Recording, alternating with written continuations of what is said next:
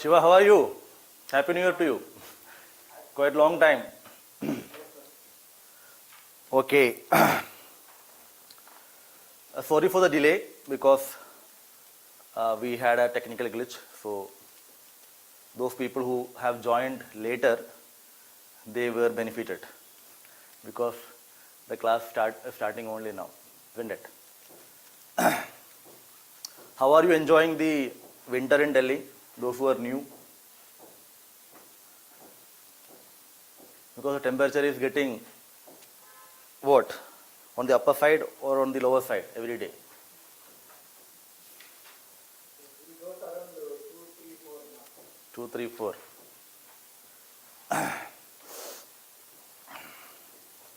But the political temperature or the temperature that is that or the heat is generated between the executive and the judiciary is creating or is adding to the temperature in Delhi, because Delhi is the seat of the executive and the Supreme Court, and especially when there is a lot of debate which is going on basic structure, the parliamentary sovereignty, collegium system, etc., etc.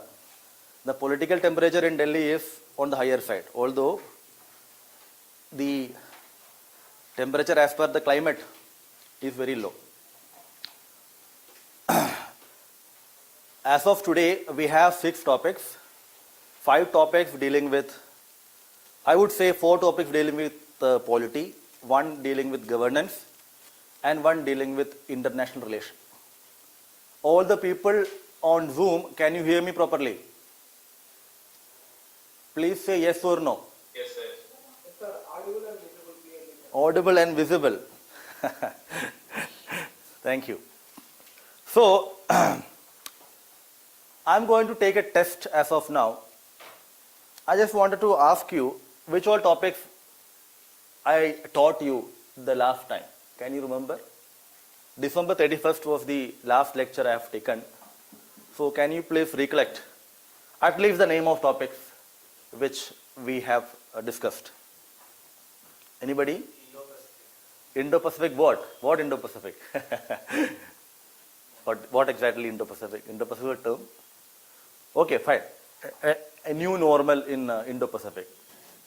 Private reservation in the private sector, Social justice. Fine. Social justice. CAG accountability. CAG accountability. Okay, fine. Then Gaurav? Your name is Gaurav, right? Can't remember? Because those topics which we have, few of them are related to what we studied the last time. In fact, not only last to last time also we did something called delegated legislation, substantial legislation, delegated legislation, etc. You have been signed out because you are currently signed in on another device.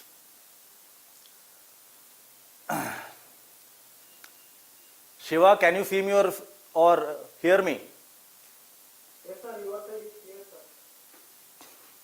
But I think there is another one window is open which is saying signed out. I think the No, sir. You are audible and visible clear, sir. 1 second.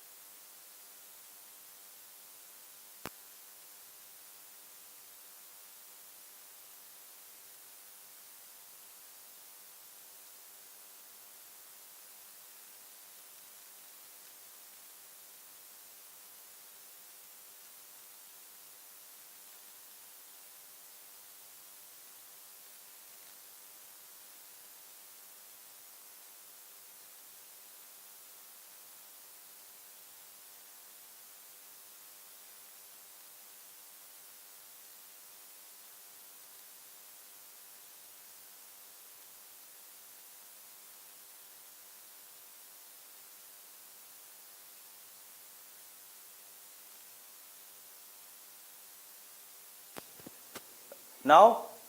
Okay, sir. Okay. So I'm saying the first topic that we have is demonetization, isn't it? An analysis of the Supreme Court judgment on demonetization. So, demonetization, I think,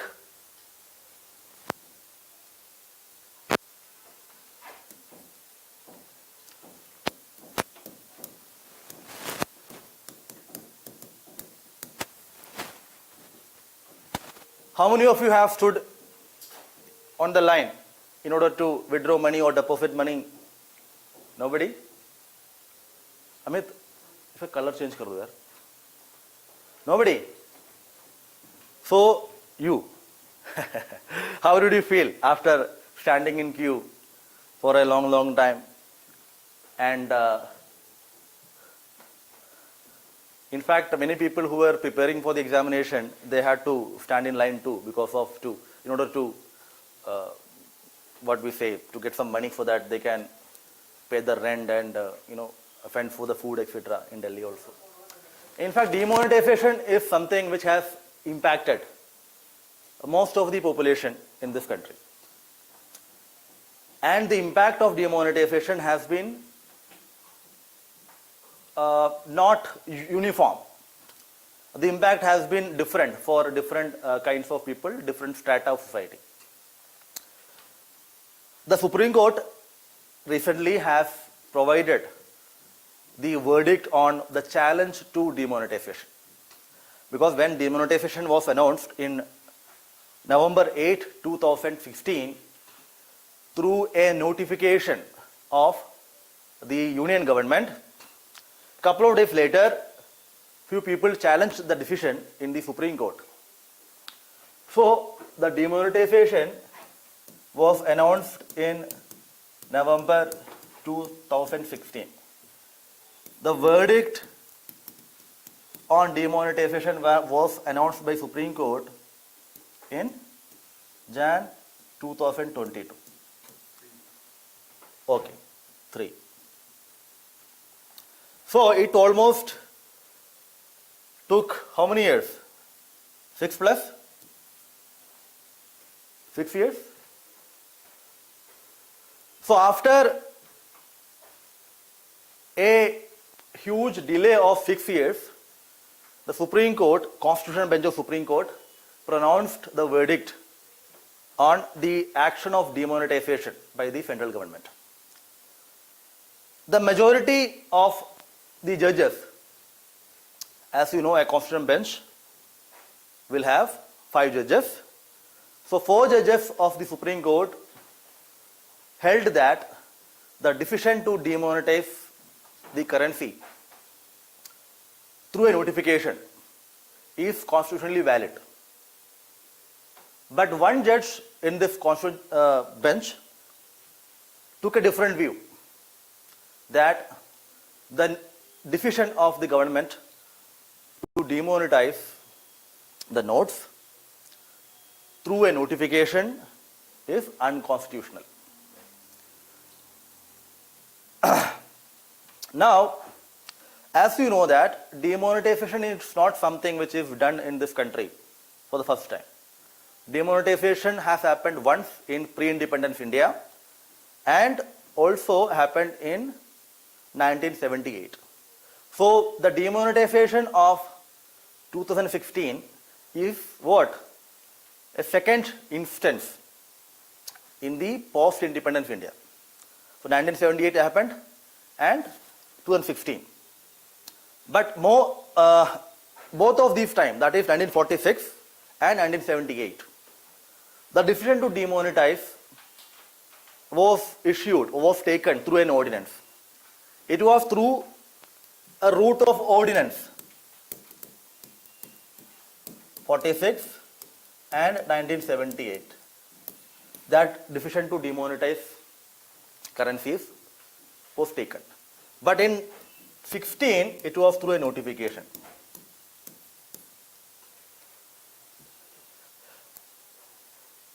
there are, in fact, there were number of challenges to the decision of the government. The people who went to the court challenged the decision of the government on multiple grounds. And during this period, the Supreme Court had heard this issue partially, inadequately, for almost 17 times.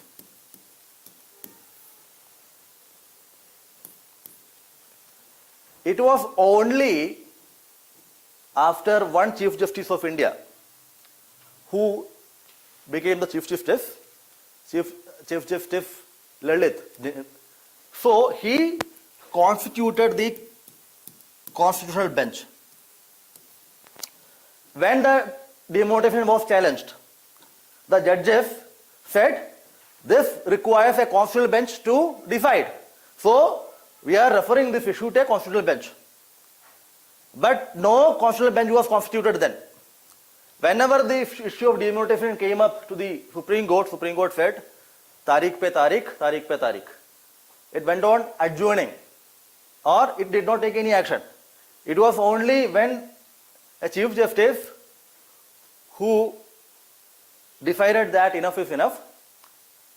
So it is because of his initiative this bench was set up, constitutional bench.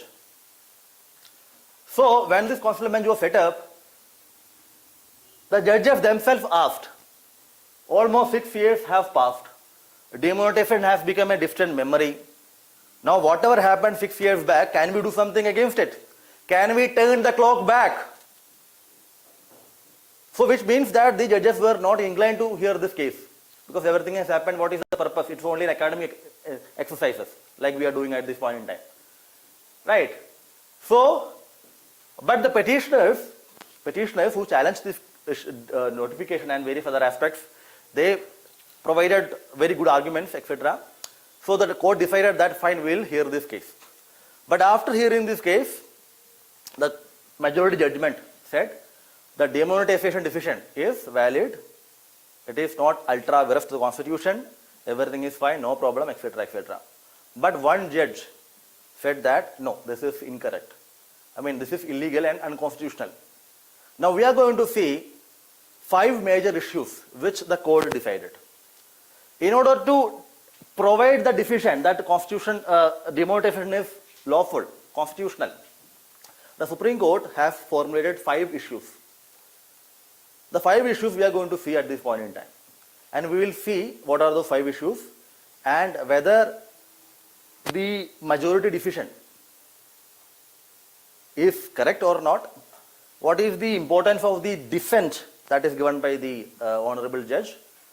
And we also see what is the impact of demonetization in the sense that there are multiple dimensions into the issue of demonetization. For instance, the independence of the RBI, the issue of public policy, the role of parliamentary, the role of parliament, the issue of accountability.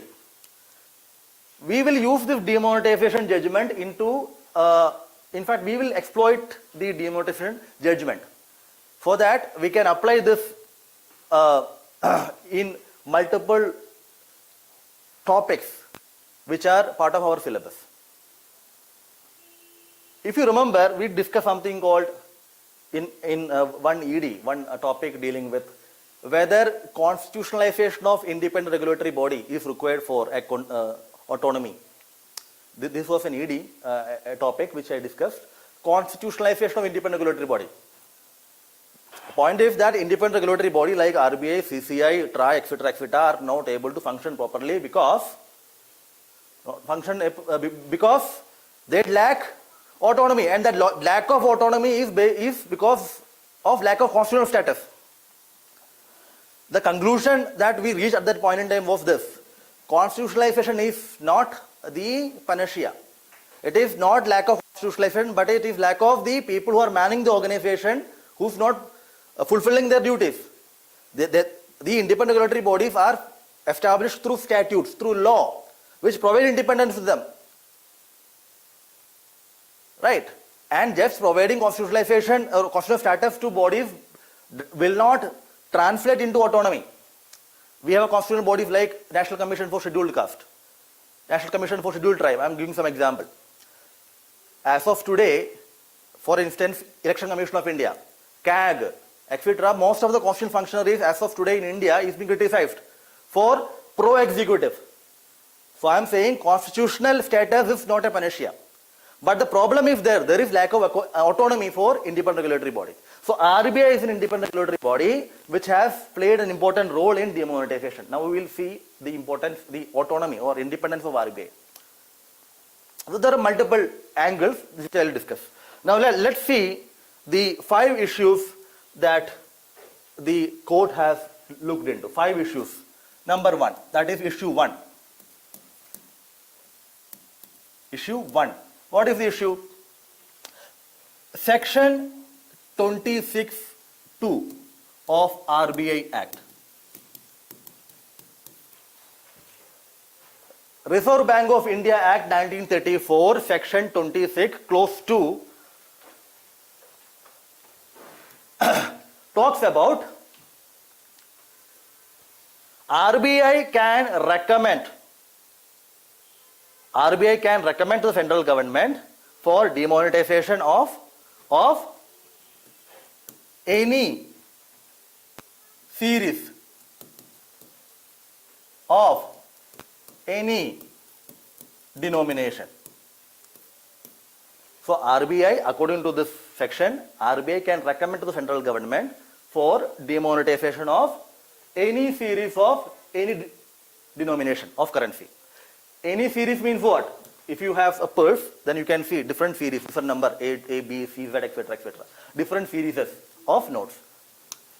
Denomination means 10, 50, 20, etc. So as far as the 2016 demonetization was concerned, it was 500 and 1000. So RBI can recommend to the central government for demonetization of any series of any denomination, and central government on the basis of that recommendation may issue notification for demonetization.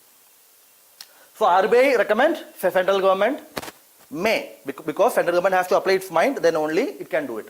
Now the question is, issue number 1, whether any here, this any means all or not. Whether any means all. Here also, any means all. Any series, does it mean all series? Let's say 500 notes. There are multiple series of these notes. Let's say 15 number. I am giving a hypothetical example. 15 number. Now, does that mean if RBI can recommend any series, can RBI recommend to demonetize all series? Can RBI recommend demonetize all series of 500 or all series of 1000? The article says any. Whether any can be interpreted to mean all. That's the first issue. The majority judges said that any means all. Majority said any means all.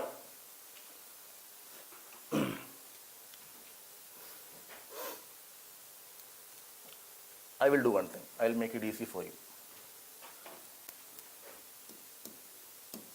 Issue 1.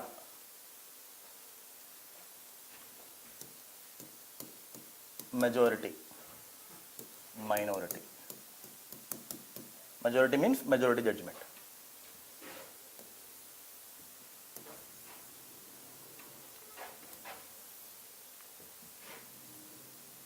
Issue. Any means all. Clear? Number 1. Majority said yes. Minority said no. Majority says it is yes, RBI can recommend all. Because it says that if, let's say, there are 20 series of notes, 500 rupees, 20 series of notes. If any means not all. So RBI can recommend 19. Total 19 series of notes can be come under any. So what is left? Only one.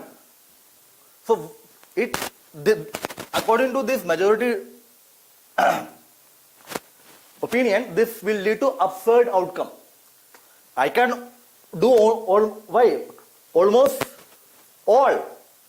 19 I can do, only one is left. If let's say this one has only 20 notes, does it make any difference? If 19 becomes 20, it will not make any difference as such. And not only that, the reason why RBI is recommending or government is doing, the purpose of demonetization, this has to be kept in mind. What was the purpose? Black money, removing black money, combating terrorism, fake currency, right? These are the major objectives. So if the government feels that this particular currency, this particular denomination and various series are being misused for terrorist financing, and the government has to demonetize it. So if the government has a noble objective of combating terrorism and government wants to demonetize it, then it should have the power to demonetize all series. That is the idea here. But this minority judgment says that no. Because it says any, not all. Because RBI may recommend, according to section 26 clause 2, RBI can recommend. If RBI can recommend all denominations, RBI can recommend all series, it is like providing wide-ranging arbitrary power to RBI. RBI is a creation of the legislature. It is a body created by legislature. A 26(2) is something which gives power to RBI. A body which is created by legislature should not have such arbitrary power. If all means that it is like giving huge power to RBI. And that when you demonetize this much of money from the economy, lot of difficulties will arise. This point will become clear here. Don't worry what I am trying to say, right? This point will become clear in the next issue. This judge says that no, why it is like giving arbitrary power to RBI. That is it. Now the question is second. How can recommendatory power be arbitrary? If RBI recommends, RBI is a technical body, expert, right? So if RBI recommends, the federal government can act on that as it acted. So even if it is recommendatory, it is acted by federal government. So it is based upon the recommendation of RBI. So RBI is the initiator. So RBI is recommending that all. So it is giving wide power to it. This point is some sketchy in the sense that when you see the next one, this will become very much clear. Don't worry. So if any means all, 26(2), if any means all, then section 26(2) of RBI Act provides excessive delegation to federal government.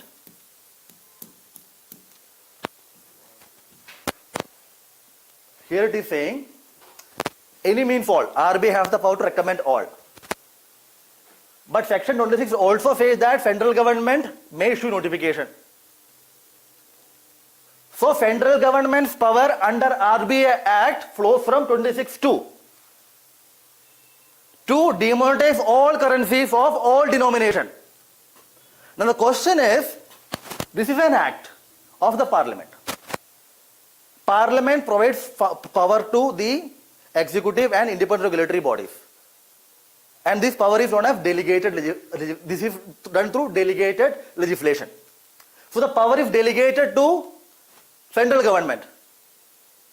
Now question is, as you know, delegation is temporary in the sense that ultimate power lies with the legislature.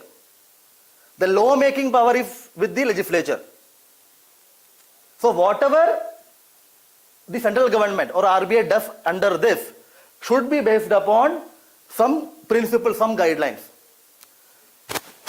The federal government does not have any guideline, any principle under which this power can be exercised. The question I am asking is this. It simply says through notification can be demonetized. But it does not prescribe any condition, any principle, any guideline under which this power is exercised. A notification is a law in the widest sense of the term, and demonetization is activity whose impact will be huge on the economy and society. So the power has to be exercised sparingly. But the question is how the power should be exercised. This is absent here. How the delegate should exercise the delegated power is absent here. This majority judgment says that no, section 26(2) does not suffer from excessive delegation. Minority says yes. I'll explain it. So the question is whether central government has the power to issue notification to demonetize all. If it is all, then the impact of the decision is very huge. If a decision's impact is very huge, how the decision should be taken should be provided within the statute. If you remember that delegate legislation, substantive legislation. Law making power is with the legislature. Delegated legislation is for meeting the challenges of governance. But how the delegate should use the delegated power should be provided within the statute. But here it is not provided, which means huge discretionary power. To whom? The federal government. So, according to this, majority says that no, this section 26(2) does not suffer from the vice of excessive delegation. No. Why it is so? It says that in any case, the federal government cannot issue notification by its own. It has to be based upon RBI recommendation. So RBI being a technical body, an expert body having independence under RBI Act, it is based upon the recommendation of RBI the federal government can do. This recommendation is the process. This recommendation is the principle. This recommendation is the guideline. So it does not suffer from what? Excessive delegation. And not only that, it provides one more reason. Ultimately, this act is a parliamentary act. It is the parliament that provided power to who? The executive. Ultimately, executive is responsible to the legislature. So, in any case, accountability is there. This is the reasoning of this majority bench. But this minority says that no, it suffers from it. It suffers from excessive delegation. Because the reasoning is this. It does not provide any process, any guideline, any principle, how to use the power. Although it is RBI recommendatory, but in this, anyway, leave it. Although it is RBI which can recommend, RBI does not have the power to recommend all. It says that RBI does not have the power to recommend all series. RBI has the power to recommend only some series. If the federal government wants to remove all series, then the federal government has to bring a legislation, like it happened in 46 and 1978, because ordinance. This power of RBI is dealing with only what? Routine matters. Routine matter means what? The power to recommend demonetization under section 26(2) to RBI does not deal with demonetization of all currencies. It does not deal with wholesale demonetization. What it permits is technical demonetization. Technical demonetization means, let's say I have 500 notes, it has been printed for 15 years back. It has become very what? Very old. Or some series of notes have become very, in fact, some series of notes have been counterfeited. so the central bank of countries generally they have power. They have given the power to recommend this demonetization. That only for changing the notes. It is not for this wholesale demonetization. Clear? Some new technology happened. Let's say I will give an example of this. ATM card. ATM card had earlier there was some technology. As of today there is another technology. So RBI issued a circular, etc. that every ATM should be changed into this. Similarly, currency can also change the material, the security features, etc. So that is the power here. It is not all. Are you getting what I am trying to say? It is for the section 26 to provide for technical demonetization, not wholesale.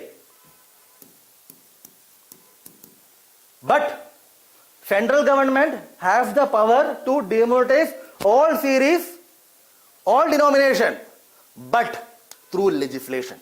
Because entry 36, I am not able to recollect it. Currency is an entry in union list. Currency is an entry in the union list which provides power to who? The parliament. Central government can bring an ordinance or a law through which it can do. This judge is not saying that executive does not have the power to demonetize. It has, but not through notification. Notification is for technical demonetization. Delegated legislative power under section 26(2) is for technical demonetization, not for wholesale demonetization. If the government wants to do wholesale demonetization, then it should follow the legislative route. Clear? Anyway, number third issue is decision making process. How the decision is made? Decision making process. So demonetization is a decision. So how the decision is made, that is also important, because the people challenged that the way decision is made, they also said that it is done within 24 hours. So it's such a significant decision which has impact, ramification on the entire society, economy, people. Such a decision is made within 24 hours. This is the allegation of the petitioners. So the Supreme Court also tried to examine that decision making process. Process in a democracy is very much important. Procedural aspect is the sine qua non for fairness. Due process of law, procedure established by law. Process is very much important. So process, if a process is provided in the act, it should be followed. What is the process? Section 26(2) is the process. RBI should recommend. Then who? Central government can issue the notification. RBI should recommend. Now the challenge was this. It was the central government who advised the RBI for recommending demonetization. Right? So I am the central government, you are the RBI. So I want demonetization, but demonetization recommendation should come from you. So what did I did? I advised you that demonetization is required, please recommend. So RBI recommended. So this is a violation of procedure, according to them. Anyway, according to majority, decision making procedure is fair. Decision making procedure is fair. Although RBI recommendation is based upon the advice of the central government, it in itself does not vitiate the decision making process. I don't know how, but they said it. They said decision making process बहुत बढ़िया है, कोई issue नहीं है. And not only that, the decision making process dealing with something called economic policy, isn't it? This decision of demonetization is in the policy, economic policy, and majority says we are not experts. We cannot look into process whether it is correct or not, whether the intended objectives are achievable or not. We cannot do that because we are not experts, and the judiciary's role in looking into the economic policy decisions is very low. So we will not look into the economic decision process, even if it is done by the advice of the central government. That does not itself create a violation to section 26(2). And not only that, they say that for 6 months there has been consultation between who? Consultation between the RBI and what we say, central government. Consultation has been going on. So it's not a knee-jerk decision. See, I am giving you the points. Keep in mind, this is supporting demonetization. This is against demonetization. criticism, support, argument for, argument against. And so you can use this matrix in answering questions. Are you able to understand? And you can use this in multiple domains, multiple areas. Delegate one example, how it is being done. Anyway, I'll explain that later. Anyway, point I'm trying to say, they say 6-month consultation, everything is fair, economic policy, fine. This is also an example of the court not entering to the domain of executive. Policy is a domain of who? Executive. One of the major issue is the court is trying to enter in the policy domain of executive, judicial overreach, judicial adventurism, judicial governance.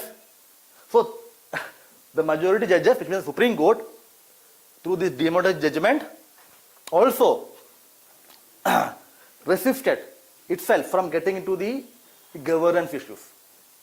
The case under which it has been done. What is the case name? Demonetization case. Kaushal Kishore, no, not Kaushal Kishore.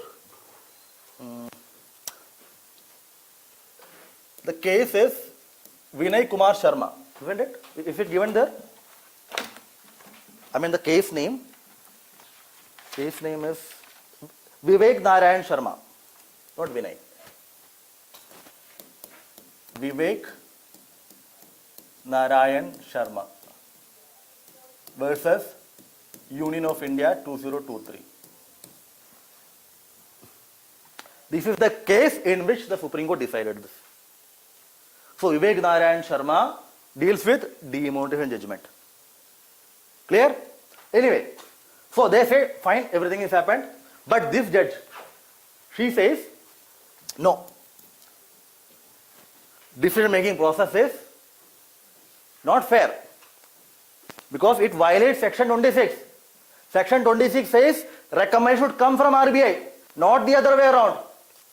If a process is prescribed in administrative law, it should be followed in letter and spirit.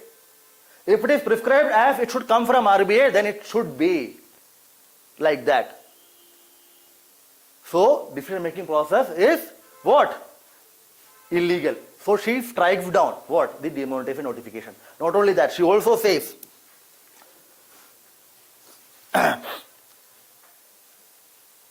that decision to demonetize the notes has been taken within 24 hours. She says that. So she says that the central board of RBI, which was supposed to take decision, recommend, they did not apply their mind, because if it is 24 hours, then how you can apply your mind into such a decision which has huge ramification. You need to see the pros and cons, various aspects, etc., etc. So within 24 hours, a decision is taken, and that too, 5:30 p.m. The RBI board, because RBI board is the highest decision-making authority body in the RBI. RBI board, 21 members RBI board. The chairman of RBI board is the RBI governor. It also has 10 independent members who are from industries, etc., etc. Right. So RBI board met at 5:30 when? November 7. When was this announced? November 8 p.m. na? 8 p.m. So this board met 5:30 p.m. and they must have discussed this issue for almost 1 hour, 2 or whatever that may be, and decision is taken this. So such a decision which is having huge significance, huge impact on the economic society and the people at large has been taken within this very short window of time, which means the RBI did not apply its mind. Independence of RBI is questioning here. What RBI did is, this is the demonetization document, the board met and they simply approved the decision. That is what it has done. This is what she is saying. So on the basis of this, she says that demonetization notification or the decision is unconstitutional. Fourth issue. Yes, I am doing this first time. Generally, I flip pages. But anyway, fourth one.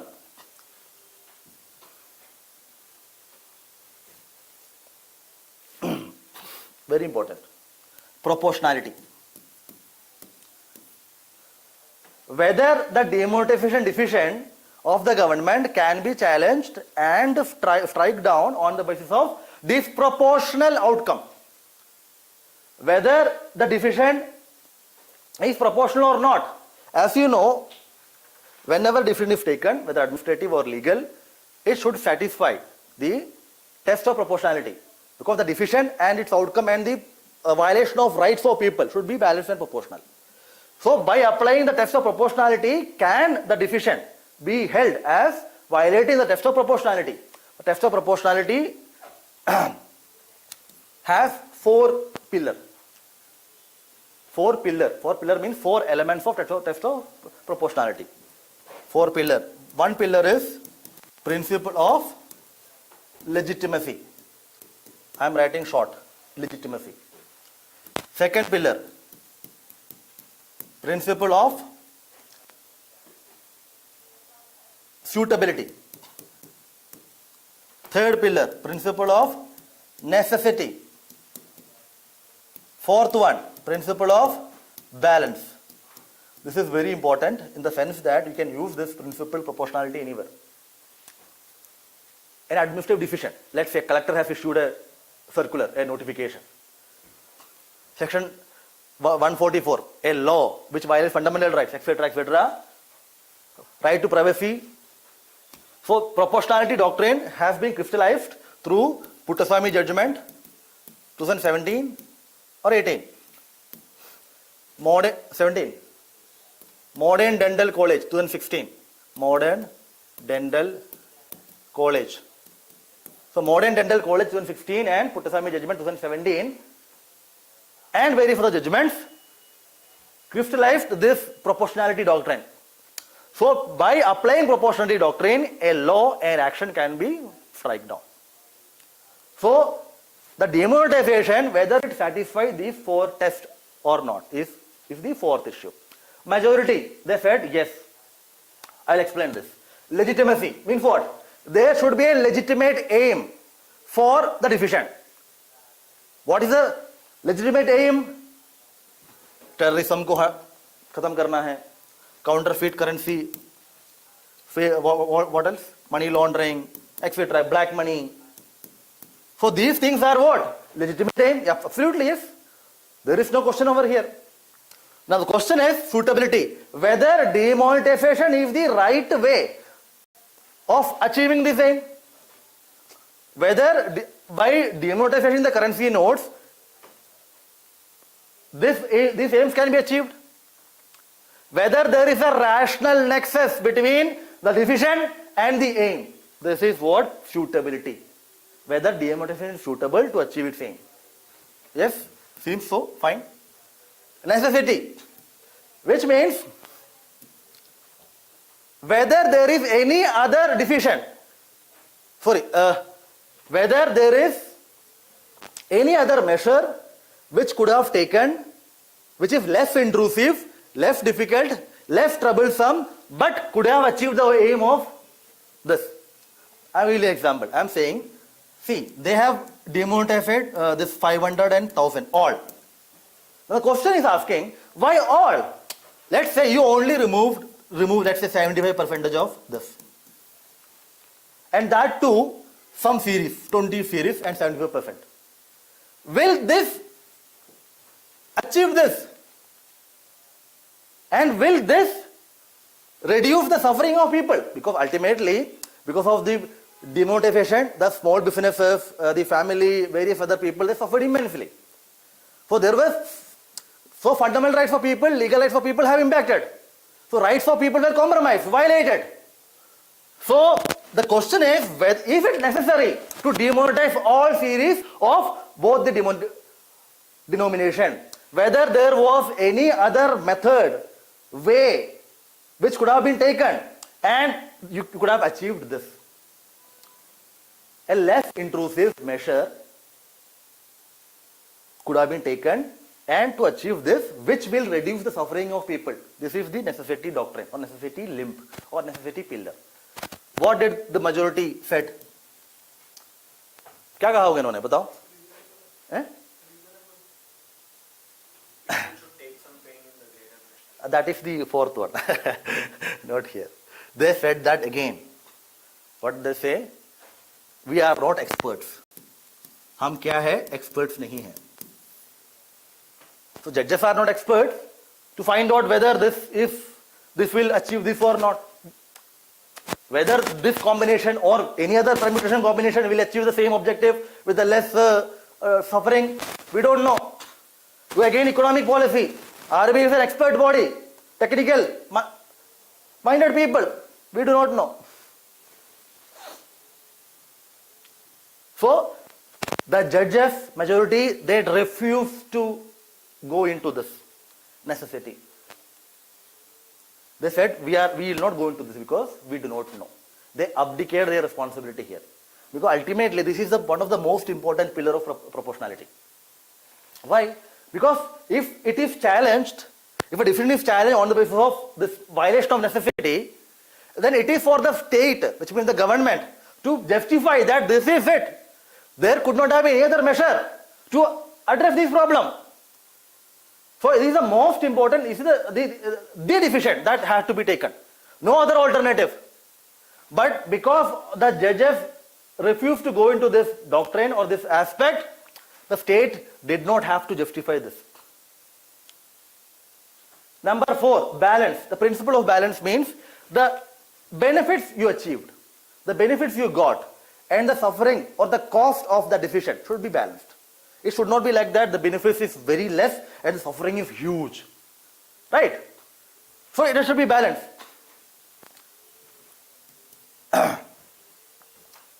They again said that it is very difficult to define what could have been the goal, what could have been the outcome, whether the objectives of this black money, etc., are achieved or not, that is not, we cannot go into. We cannot go into whether this achieved or not. And not only that, they said every noble cause has a martyr, which means demonetization is a noble cause and people died, 34 plus, or I don't know, I think more than that, people died standing in queue, and even some media reports say that people also died because of starvation, not getting food, etc. I don't know about that, but anyway, it is true that suffering has been done. But the judges say that every noble cause has a martyr. Martyr means people who have died willingly. Bhagat Singh is a martyr because he believed some cause, and he was willing to lay down his life for that cause which he believed. So demonetization, whatever suffering people had undergone, even sacrificing their life, it is for a noble cause. The criticism of this judgment, one of the criticism is, it trivialized human suffering. Trivialization of human suffering. The people suffered immensely. Instead of addressing this issue properly, the language the judges used, it trivialized human suffering. People did not die for this cause. They had to stand in line and fend for themselves. It is something forced upon them. It is not, see, the people who died, were they willing to die? That's the question. They said, because the judges might not have stood in the line. Because if you don't stand in line, you don't understand. Ivory tower approach. If it is said that it is the poor people of the society who have suffered. Anyway, that's a different debate altogether. But that time, I am saying that they refused to go into this, and also they did not go into this balance aspect. In fact, they tried to rationalize the decision of the government. They made the suffering of people very little. They belittled the suffering of people. They could have addressed it in a different manner. Minority judgment, she did not go into this. Why? Because she already held the demonetization as unconstitutional. In the third one. The third one, she said that the decision making process is flawed. It also, in the second one also, the decision making is excessive delegation. So she held, because of that, 2 and 3 unconstitutional. She did not go into this aspect, proportionality. But we are saying that this proportional doctrine is one of the most important challenge for demonetization. This should have been gone into. The court missed a chance. In fact, they They don't want to do that, I don't know, that might be a reason. But if by abdicating its responsibility to apply this test properly, the court has given a very wide width to the government of India. But anyway, that's a different thing. These are 4 major issues. There are 2 more which are not important. 4 major issues in which the judges decided. 4 said everything is fine, 1 said no. Whenever there is a question on the judgment of demonetization, the case is Vinay Kumar Sharma's Union of India. Clear? These are the issues, 4 issues, majority and minority. You don't have to write majority and minority if it is not specifically asked. Majority supporting the demonetization. So the constitutional legal aspect are the majority's view. So you can use them as supporting demonetization, yes, constitutionally. But criticism of demonetization is this excessive delegation, right, and decision-making process, right. Now we are going to see some other aspects of this. This demonetization is not limited to the judicial aspects. There are multiple other areas which you have to look into.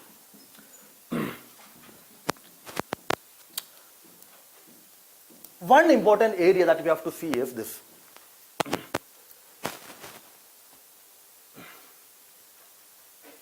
Autonomy of RBI.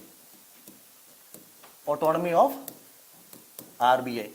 Number 2, accountability of RBI. Number 3,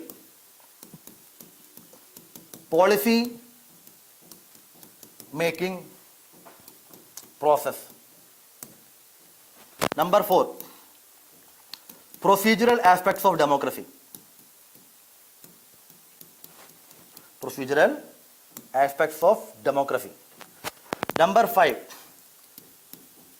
issue of delegated legislation. Number 6, number 6 is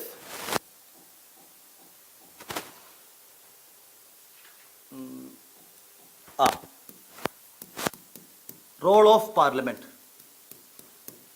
Number 7, judicial evasion. Number 8,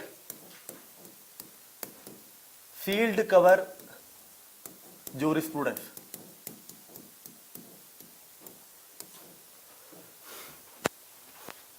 These things are not given. Use Hindi as well. Okay. ठीक है.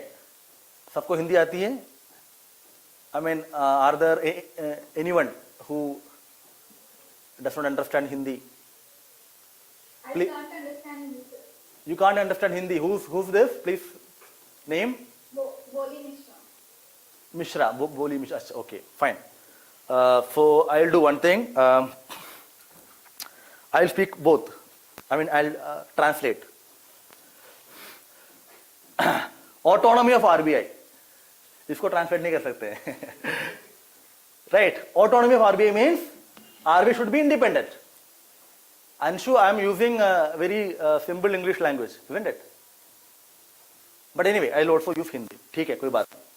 Autonomy of RBI. ठीक है? The demonetization judgment, it has implication not only on the demonetization per se. मतलब जो demonetization judgment है या demonetization as an event है और decision है, उसको जो implication है, significance है, वो खाली legal नहीं है. It is not only legal or constitutional. It has other implications, other significance. I am giving you a lot of points here, dimensions, angles here, so that you can use the demonetization in multiple areas, multiple domains, multiple questions. Autonomy of RBI. This RBI is an example of independent regulatory body. Independent regulatory body is also known as fourth branch institutions. Fourth branch institution means what? There are three branches of state: legislature, executive, and judiciary. So this IRB is fourth one. Simply means that the significance, independence, of these three bodies are also almost equally applicable to this.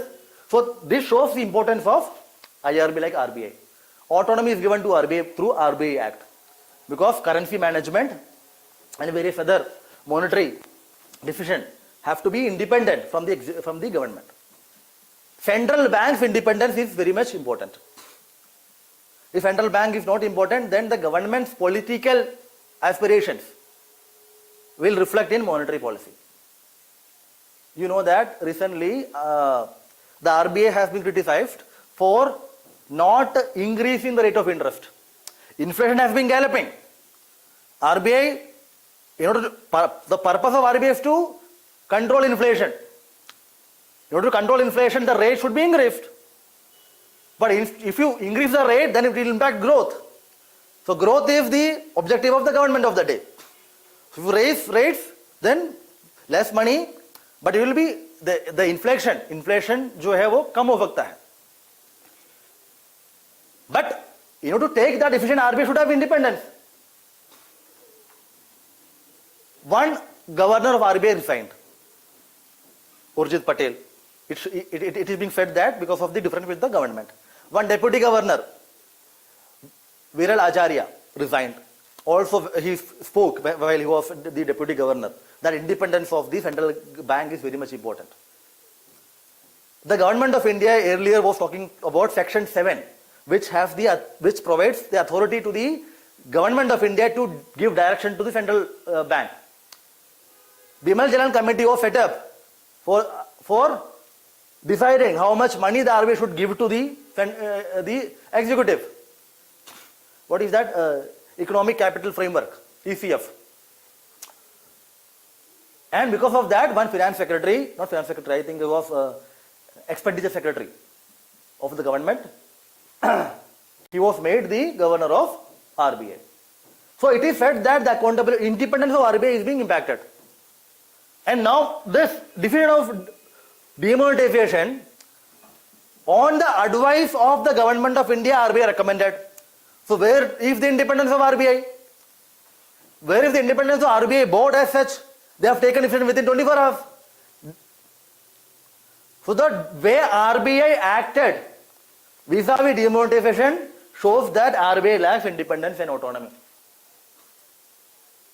which have huge implications to the economy of the country as such.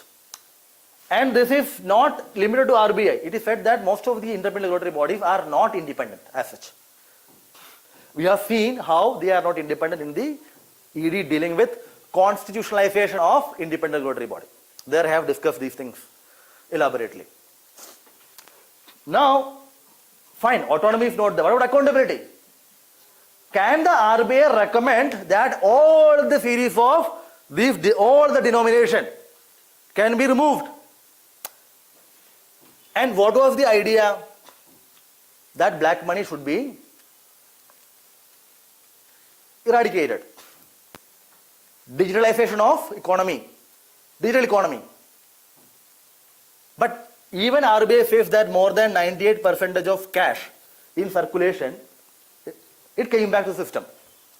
So if 98% of, this is a considered estimate, it is almost 99 I think, whatever.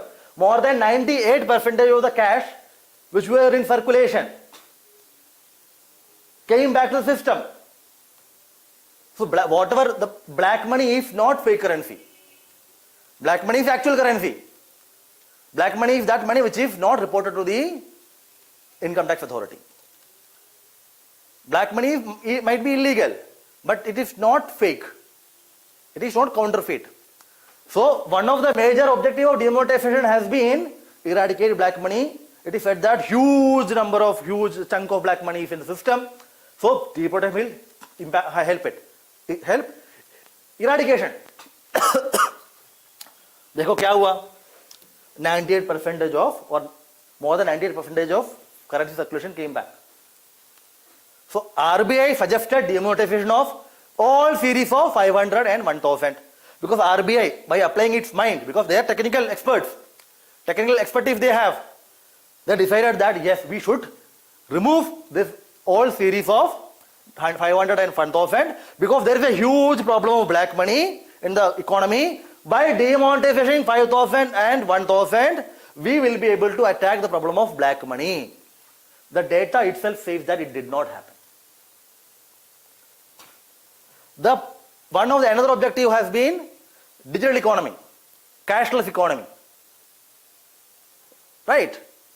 The cash in hand of people is higher. In fact, if you see the data, it is very much higher, which means the people which have the cash in hand is growing, not decreasing. Although people have started using digital payment system, still cash is the most important medium of transaction. So on that count also, it has not been able to what? Meet its objective. If RBI has the power to recommend all series of all denomination, then if the decision goes wrong, then the RBI should have been held accountable. Independence should be coterminous with accountability. You are provided independence, you are provided status, prestige, security of status, tenure, etc., whatever that might be, in order to enable you, equip you to carry out your functions. And the functions, if you are not able to achieve those functions, then the decision making process itself is questioned. Due to the judgment of the Supreme Court, the accountability of the RBI, an opportunity to fix the accountability of administration. RBI is also part of administration as such. Officials. These are officials, not elected government. So the official accountability, administrative accountability, accountability of independent regulatory body like RBI, an opportunity was missed here. In fact, it also shows the data of cash which came into system, the currency which people hold, and various other objectives of the demonetization have not been able to achieve, which shows flaw in decision making process. If there is a flaw, decision making process has to be checked. Accountability should be fixed.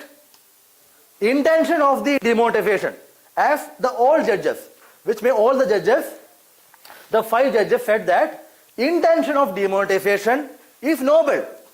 We are not doubting the intention. Black money khatam hona chahiye, bilkul hona chahiye. Money laundering, yes. Cashless economy, yes. Terror financing, absolutely yes. So they are not questioning the intention. So RBI and government is saying that even if intention is not able to achieve, we are not able to achieve the objective, our intention has been good. The path to hell is paved with good intention.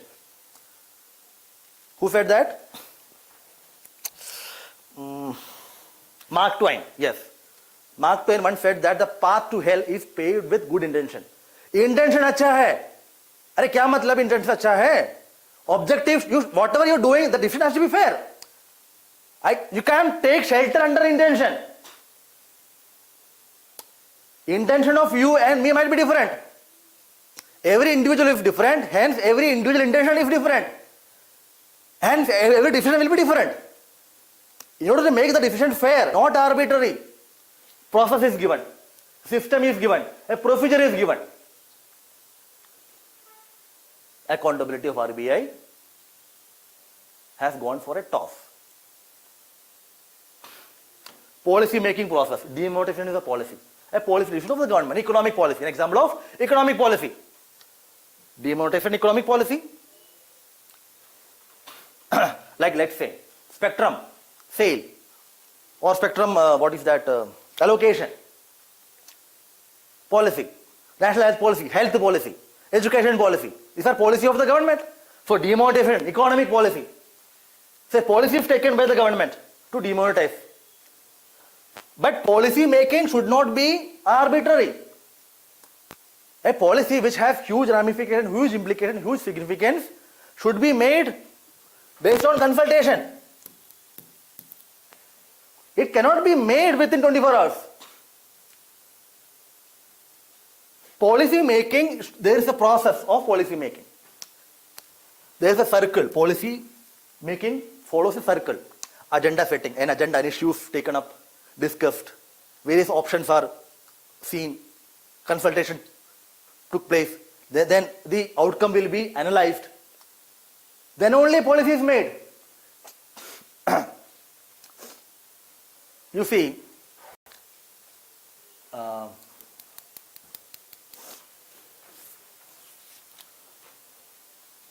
I'll give you an example here. National Education Policy. This policy has gone through multiple stages.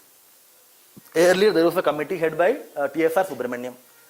Later, the government set up another committee led by Dr. Kasturi Rangan. So, this committee has gone through deliberation, discussion, debate, suggestion, feedback, almost 2 to 3 years, more than that. Then only this policy is being formulated. So, education is an important area. So, whatever decision the government takes, it should be what? Proper, fair. It should include the aspirations or interests of others. So, following a wide-ranging consultation and inclusive decision-making process will help the policy better. It makes policy effective. It will try to reduce the flaws of the policy. It will help the policy to achieve its objective. It will make the policy efficient. This process is made within 24 hours. Not only that, the decision-making process under this policy. How the government reached this decision? What was the recommendation of RBI? What was the correspondence between RBI and the government? The cabinet discussed, it is said that the cabinet discussed the demonetization issue. The minutes of that meeting. Nothing is in the public domain. In the sense that the decision of the Supreme Court upholding the demonetization and terming it fair, the process decision making is fair. Remember, it is based upon what? It is based upon those documents which are submitted by the government to RBI. Sorry, submitted by the government and RBI to the Supreme Court. The people who challenged the demonetization decision, they were not given these documents. Let's say there are two parties. I am the judge. Right? Two parties. So one party is saying that this person has created problems for me. Let's say he has flapped me, or let's say he has taken possession of my property. No, ideally both the people should have time, in fact should be given opportunity to provide evidence in an open court. But what if I as a judge does that, I will ask the person who has created the problem, who is the accused. I will ask him, okay, whatever the decision you made, the property document, etc., you give to me. On the basis of that, I am providing judgment, and I am not giving this document to that person so that he can challenge that decision. He can challenge. This is what happened. The government RBI said that we have followed a process. 6 months, 6 months, consultation was happened for 6 months. Cabinet ने भी उस चीज को पढ़ा है, RBI recommend किया है, everything. But these documents are given to the court, not the people who challenged them. So had these documents were given to them, that the people who challenged them could have got an opportunity to find out whether it is correct or not. What if the government has manufactured something and give it to the court? The idea of open justice, the idea of a judiciary with as opposed to administration is a judiciary speaks its order, provides reason. Public reasoning is the essence of a judicial system. Justice delivery demands public reasoning. And public reasoning means that the facts and evidence should be in public domain. The concerned parties in general should have the access to it, so that they can defend themselves or they can prove their point. But here what is happening? Here everything is presented in sealed cover. This is a cover. This is a cover. All the documents have been kept here, sealed and given to the court. I am the one who is challenging this decision. I am not having any right, any idea to find out what exactly it is. So court has given a decision on something which is not given to the party who challenged. So the question is why the court has wasted its time. It has heard the case for almost 10 to 15 days, I think. But the decision is made on those material which are not being argued in the court. Petitioner challenged the government. Government said हमने सबको अच्छा किया, ये लो हमारा proof है ये। अरे भाई प्रूफ ये है, ये सही है गलत है कैसे पता चलेगा? How will the person who is challenging that whether this is correct or not, how will he or she come to know? So the decision of the court, especially the majority judges, was based on material and documents submitted by the RBI and government in field cover, of which the party who challenged the decisions did not have any access. Which means that we do not have any idea to find out why the court has provided this verdict. Demotivation is good. Why? Because the material is given. What is that material? We do not know. So this is something called field cover jurisprudence, which means providing decision by the judges on the basis of material documents submitted by the other party, especially the state, especially the executive, the government, in field cover, which the other party who is challenging the decision has no access. Not challenge, unlike in Nepal, where you can give national security, you can't give it in an open envelope. Here they can directly challenge it. They said ultimately the court held the hearing, the last day of hearing was, let's say, today's which day? Sunday. On Saturday, the court said, give us the document and material upon which you made a decision, RBI to government. Sunday, they heard the case and they concluded the argument. So when this material has been given, we do not know. Whether they have been given or not, we don't know. They have, definitely the petitioners, advocates have challenged this. But it is not necessary that for the judges to accept it. Field cover jurisprudence has become a way of life of the Indian judiciary. This is one of field cover jurisprudence, which means providing decision on the basis of the material document which are not given to the person who is accusing the other. This is violation of open justice. This is violation of rule of law. Rule of law demands that there should be equal opportunity for the victim and the accused to present their case in front of the court. And the court should provide justified, reasonable order based upon the material facts provided. Whatever has been argued, the decision has been given on something which is not argued in the court.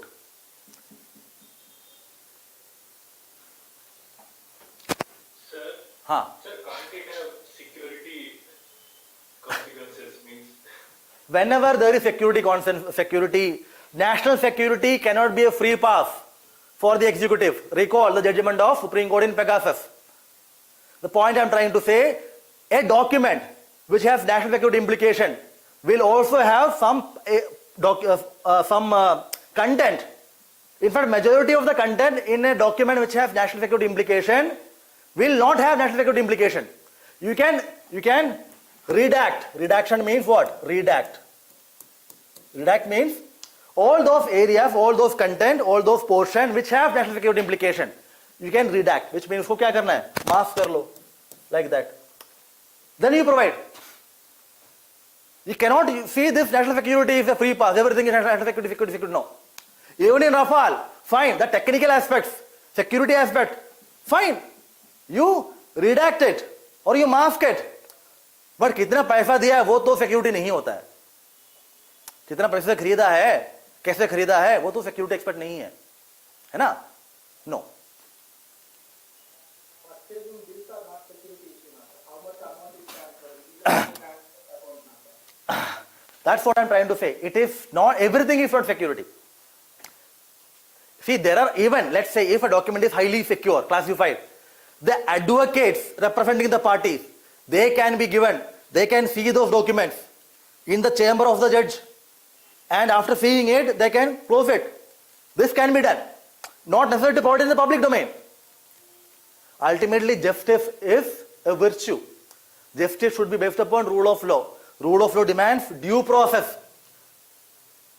Process should be fair, not arbitrary, unreasonable.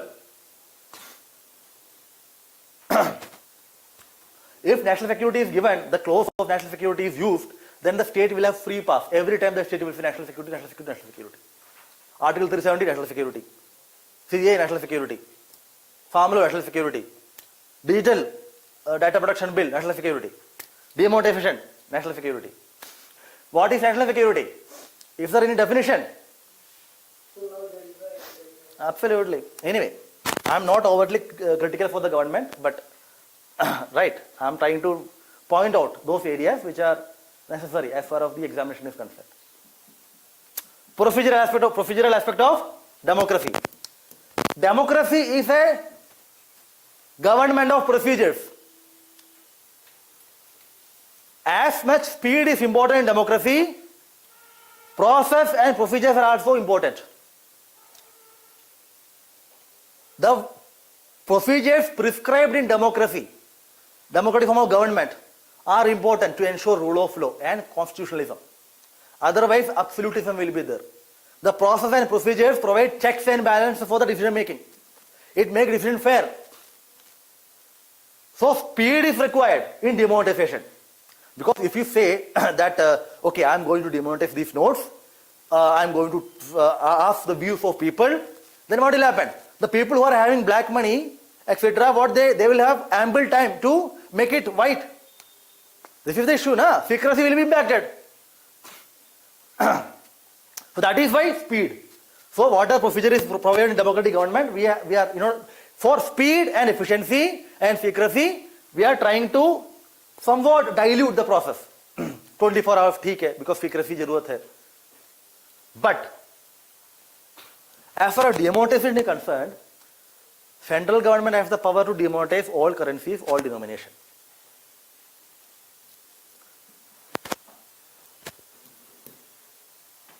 Ordinance is also a procedure. You issue an ordinance. What is the purpose of ordinance? To meet emergency exigencies. So, by using the route of ordinance, you could have achieved the objective of secrecy and speed. That procedure is correct. That procedure is sanctioned by democracy. Government. Democratic form of government sanctioned that procedure. That is a constitution that sanctions it.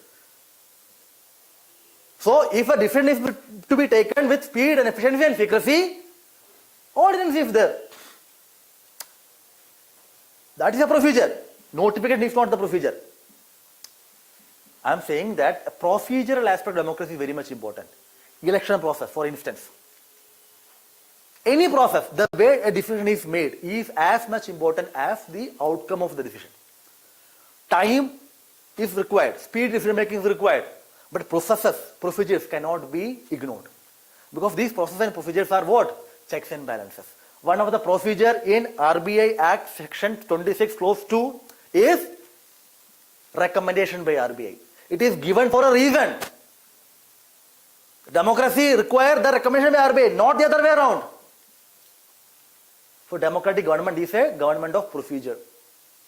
Even if adherence to procedures make the decision making slower, it is better to make the right decision than to make a wrong decision, whose consequence will be huge, like happened in demonetization.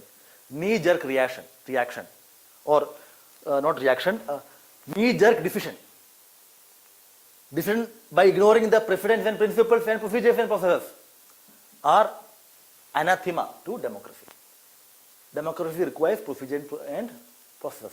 Procedure established by law, Article 21 of the Constitution. Procedures. Prescribed procedures provides checks and balances. It reduces scope for arbitrariness. It restricts discretionary power. DL, delegated legislation. How would the impact would be different if ordinance used or notification used? Because when an ordinance is used, it has to be kept in parliament. You can take it back also. That's true. You can take it back. The question is, why do they take it back? Which means they are not able to, what? They are not able to achieve the objective. Which means the difference itself is wrong. It shows the government is not willing to it. If it taken 6 months, 6 weeks, the maximum, what will happen after that? Demotivation decision which is reinforced, which is continuing, even today. So if they replace, let's say, revoke the ordinance, or take back the ordinance, not convert the ordinance to a law through parliament procedure, what will happen? It shows the incompetence of the government, lack of application of mind of the government. It shows the flow of decision making. Role of parliament. Parliament did not discuss demonetization and could not discuss demonetization after the decision. Parliament is sovereign compared to executive. Parliament represents the sovereignty of the people. So Parliament has a role to decide, discuss, debate, deliberate those decisions which have huge impact for the people. Ultimately, public interest is the essence of Parliament.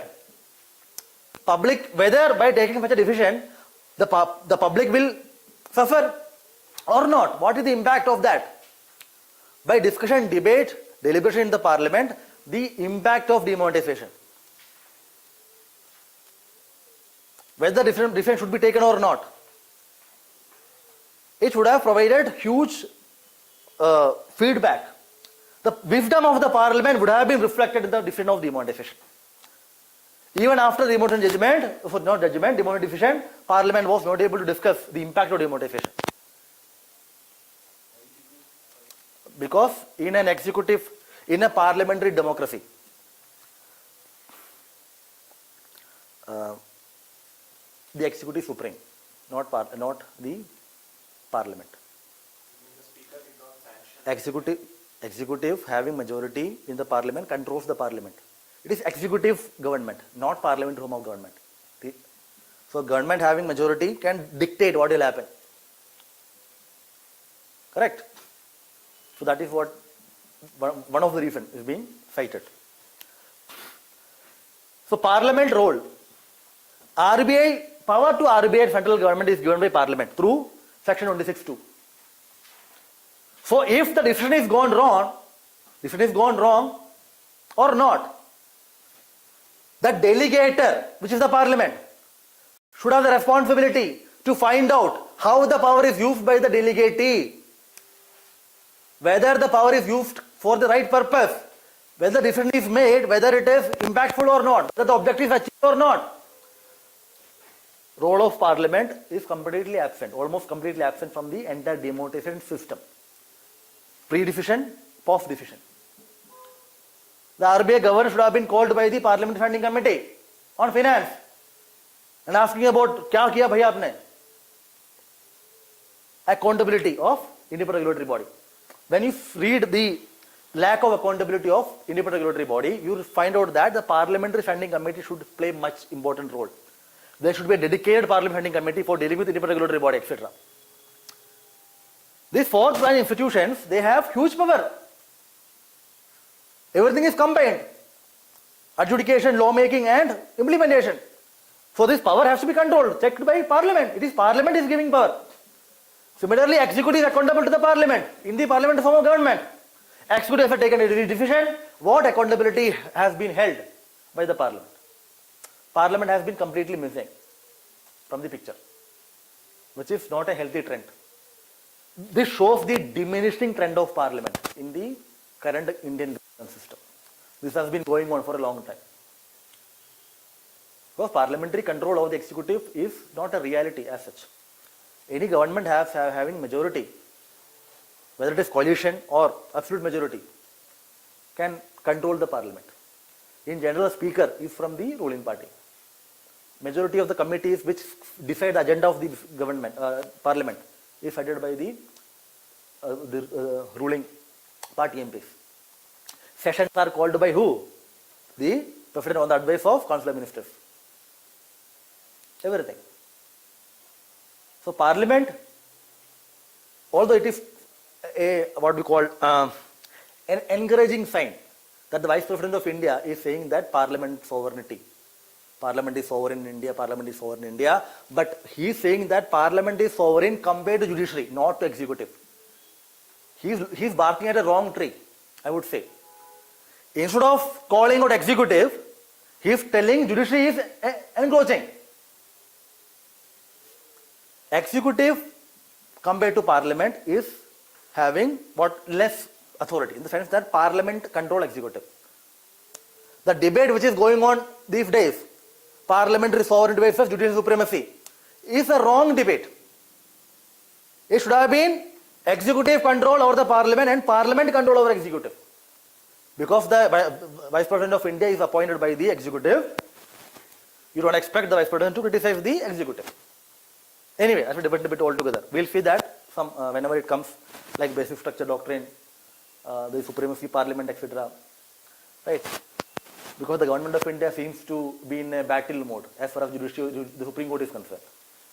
Because, especially in the collegium system. Himself encroached legislature power, absolutely correct. That is the reason, see, although it might not be correct for me to tell, but governors, in fact, the current Vice President of India, when he was the Governor of West Bengal, has provided a template of action for the governors.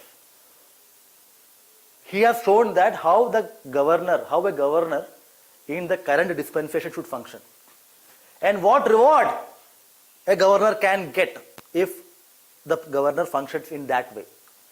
Confrontationist approach, attitude of the governor towards the state government can be a sure short path towards achieving higher aims, higher goals.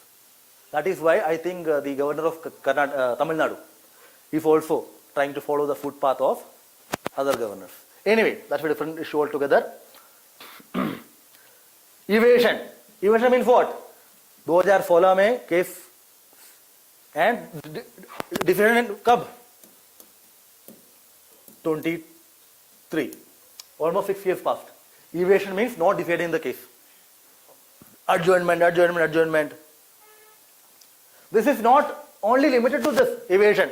Article 370 is a good example. Not being heard properly. Electoral bond is another example. Citizenship Act was formulated in 19, but it is also not being heard.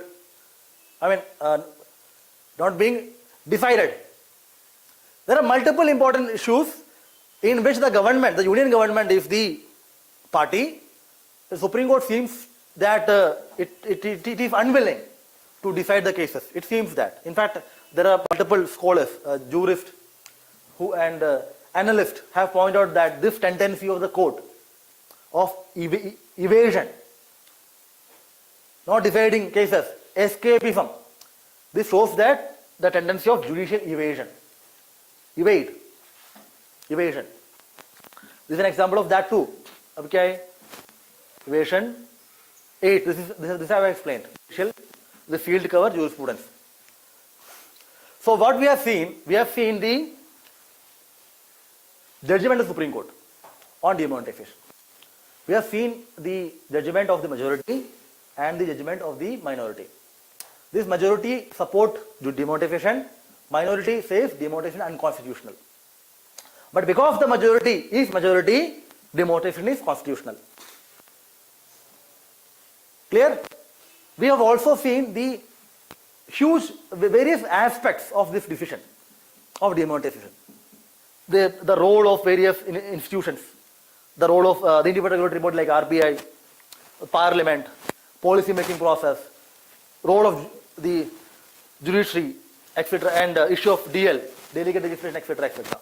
So demonetization judgment is a judgment which leave many questions unanswered. Because it is true that 6 years have passed. The clock cannot be turned back and it won't serve any purpose as such. But the court has missed an opportunity to lay down the law, which means lay down the law. It should have clarified what this 26(2) means. Under which circumstances 22 could have been used? For that, such knee-jerk decision, such decision which seemingly primarily violates procedural fairness and others, could not be repeated. It's a constitutional bench which had the authority. So the court missed an opportunity to lay down the law dealing with demonetization. But the dissent of the judge, Justice Nagaratna, the name is not important, but name is important in the sense that she had the courage and conviction to call the bluff. Anyway, so the dissent of the judge provides vital insights and inputs for future decision making. Although the court has upheld the demotive decision, the government should also learn from the dissent of the judge, which also provide vital suggestions to the government so that it can take such decisions with fairness, with more conviction. You said this is the opportunity to lay down the law. Does it mean you clarify the section? Yes, absolutely. You could have clarified this section in the sense that any and all. What is the difference here? And whether RBI has the power to recommend all. What is the difference between technical demonetization and wholesale demonetization? Under which circumstances there should be a legislative decision for demonetization? Under which circumstances this RBI can recommend? And recommendation of RBI should be prior, not anterior. RBI should recommend, not the other way around. So there are some aspects which should have been clarified. Had that been done, then it provides what? A framework for future course of action. That did not happen. In fact, this could not have happened because most of the issues have been upheld by the judges as such. But again, still, but the dissent judgment, she has clarified this.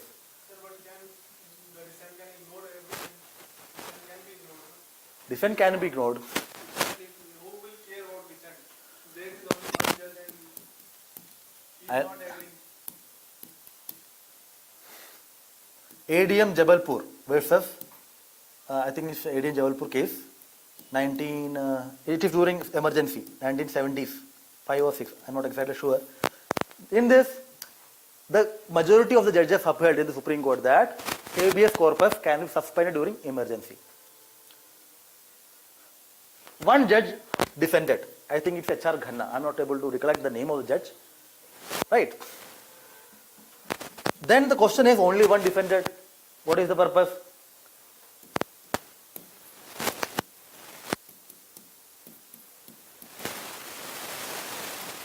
The view of the judge here has been upheld in the right to privacy.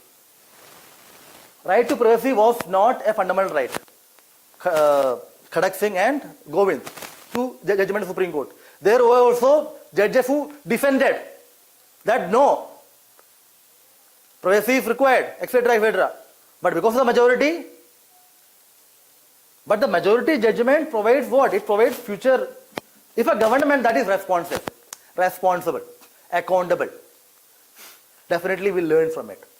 The reason why we are discussing it, this dissent provides a window to look into the decision-making process of demonetization. It creates pressure. Instead of celebrating the judges who provided the majority judgment, it is the defender who is winning the day.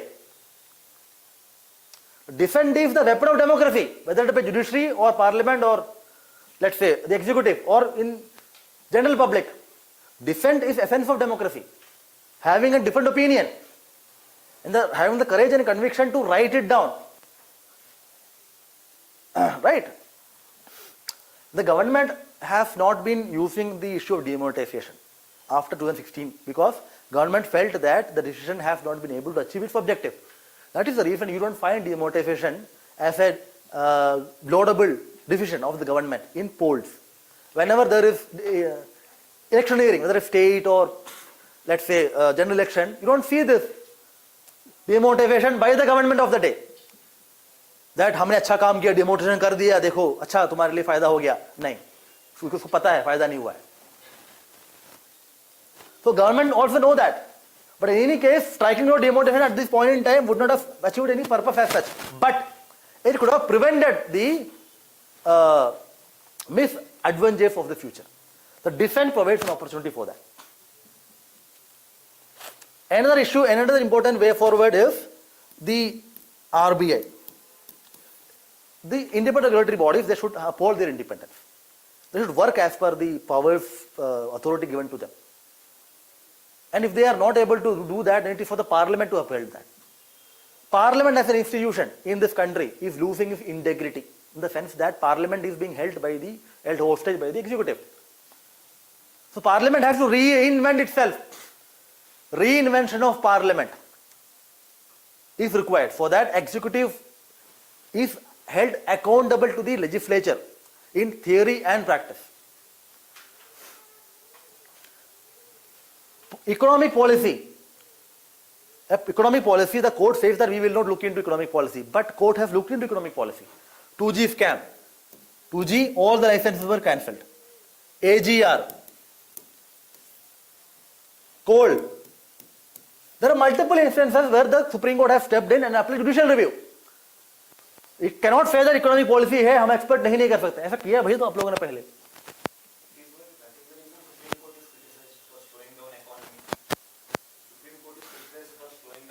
An economic policy, a policy, whether it is economic or non-economic, social, etc., has to be fair. The decision has to be fair.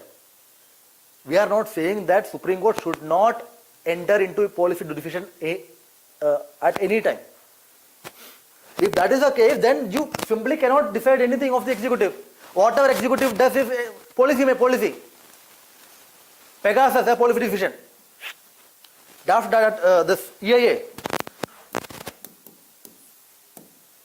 Policy decision. If everything is policy, then what is the role of Supreme Court? Does the Constitution say that policy decision of the government cannot be looked into? No. The power to make policy flows from legislative entry, which means that executive power is coterminous with legislative power.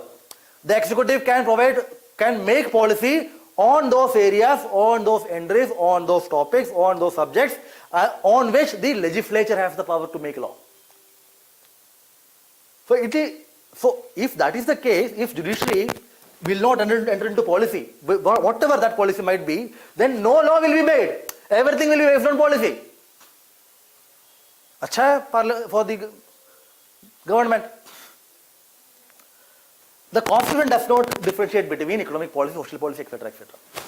But policy is actually the will of the people, and it is made by the elected representative with the administration providing expertise or expert advice. Judiciary will think twice. But it cannot take shelter onto this. Because economy is one of the major aspects of the governance system.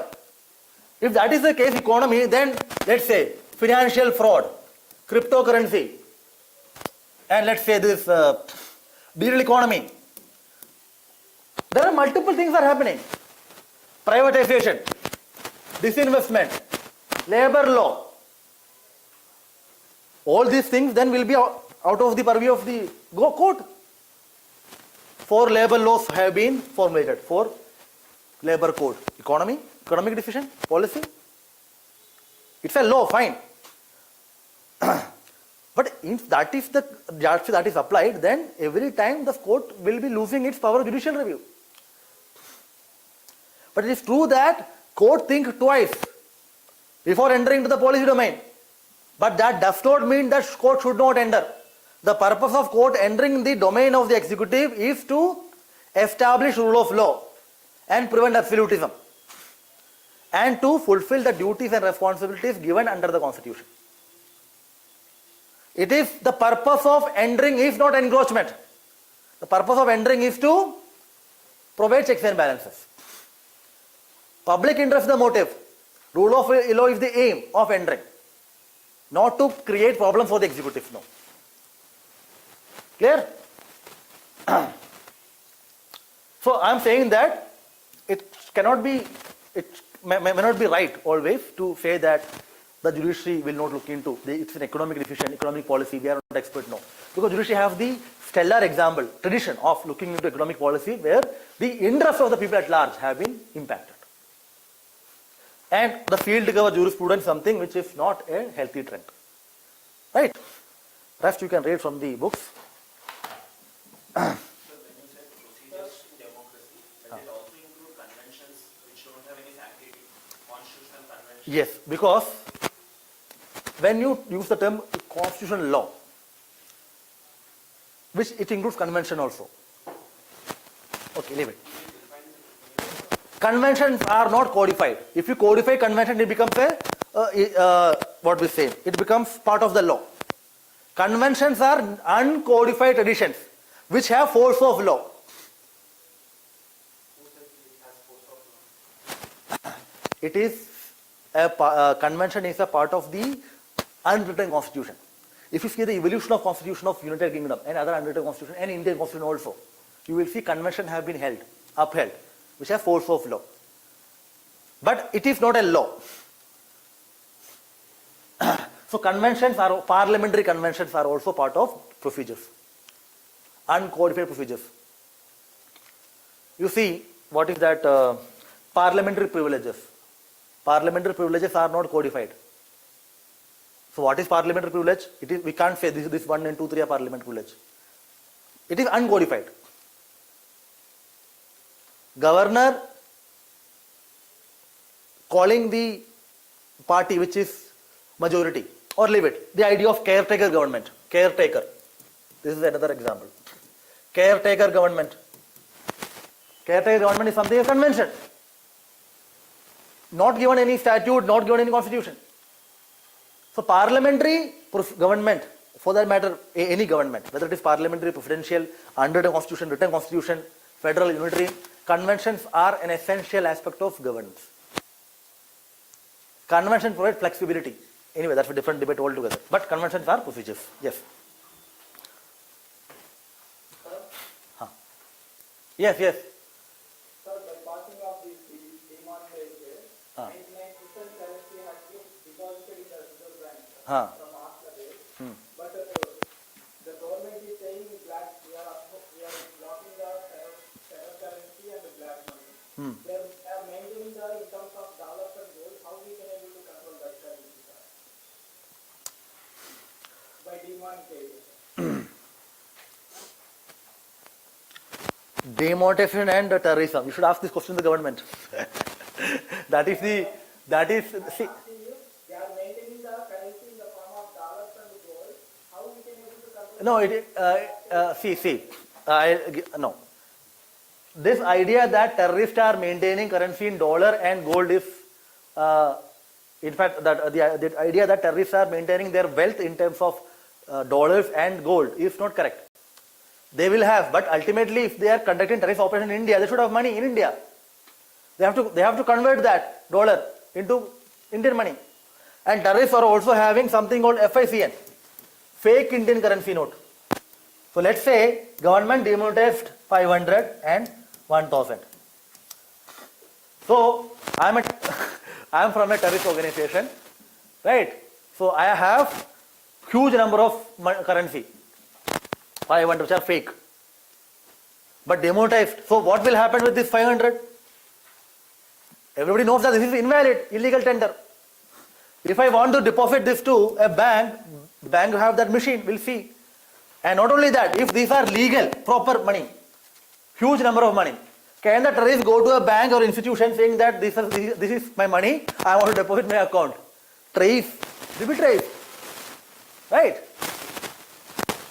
Clear, Shiva? Why did they go for transfer? They will extend the two brokers number in terms of dollars and gold. They will do what? They will extend the currency in terms of If let's say the terrorist going to a money, what is that? Western Union money changer. They will ask, Acha, let's say I have only 1,000 rupees. Then it is okay for me. But if you are coming up with, let's say, 1 crore rupee, having 500 this, they will ask for identity, KYC. They will record, naam kya hai, all those things. So that terrorist is what? Giving himself to the law. He is having a public appearance. Terrorists operate in vacuum, in secrecy, in silence. They can't go to a money changer office or to the bank or financial institution for exchanging it. Right, Shiva? Other question you can ask the government. There is a platform, mygovernment.in. Right? Just kidding. Anyway. Second topic is? Triple test.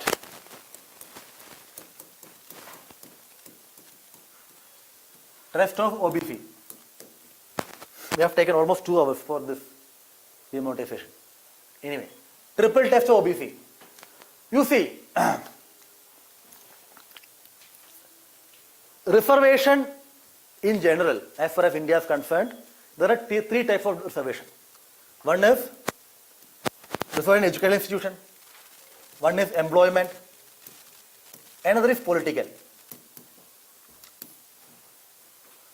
This triple test of OBC is dealing with political reservation of other backward classes in local bodies. We are not dealing with these two. We are dealing with this.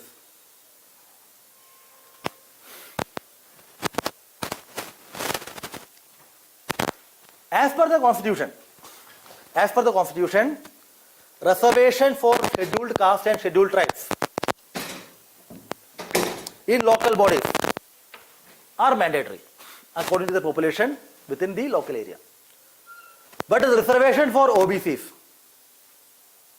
are to be decided by the state legislature by law. So Constitution does not say that you should provide mandatorily reservation to OBCs. Constitution says Article 43D and 243T of the Constitution says that state legislature by law can provide reservation to other backward classes in local body. Local body means urban local body and Panchayat institutions, ULB and RLB. Now the question is, fine, state legislature can by law provide reservation, but no procedure is prescribed. How to provide reservation? Simply the government came out with a notification, or let's say an amendment in the Panchayat Raj Act or the Urban Local Body Act, that from tomorrow onwards these backward classes will have 27% reservation, 50%, etc., etc. So Constitution says state legislature by law can bring reservation, but how the reservation should be brought? Whether there should be any study, to find out that these backward classes are inadequately represented in urban local bodies and Panchayat institutions. Whether there should be a commission independently. So no procedure is prescribed, no process is given under the Constitution. So many state governments have what? Many state governments simply announced the quota for OBCs. In fact, leave it. Before that, in 2010, the Supreme Court said it's true that the Constitution provides power to the state legislature to make law for provision of reservation to OBCs, but no procedure is prescribed. So we are providing a procedure. Recall in Indira Sohini OBC reservation, Supreme Court said there should be what? A commission, etc. A procedure is set up. There should be 50%. Criminal should be removed, etc., etc. So in 2010, Supreme Court in Krishnamurthy versus Union of India. Krishnamurthy versus Union of India, 2010 Supreme Court said, we are providing you a test, a procedure through which you can provide reservation to OBC. This test is also restated and reformulated in this case, Gawali versus State of Maharashtra, 2021.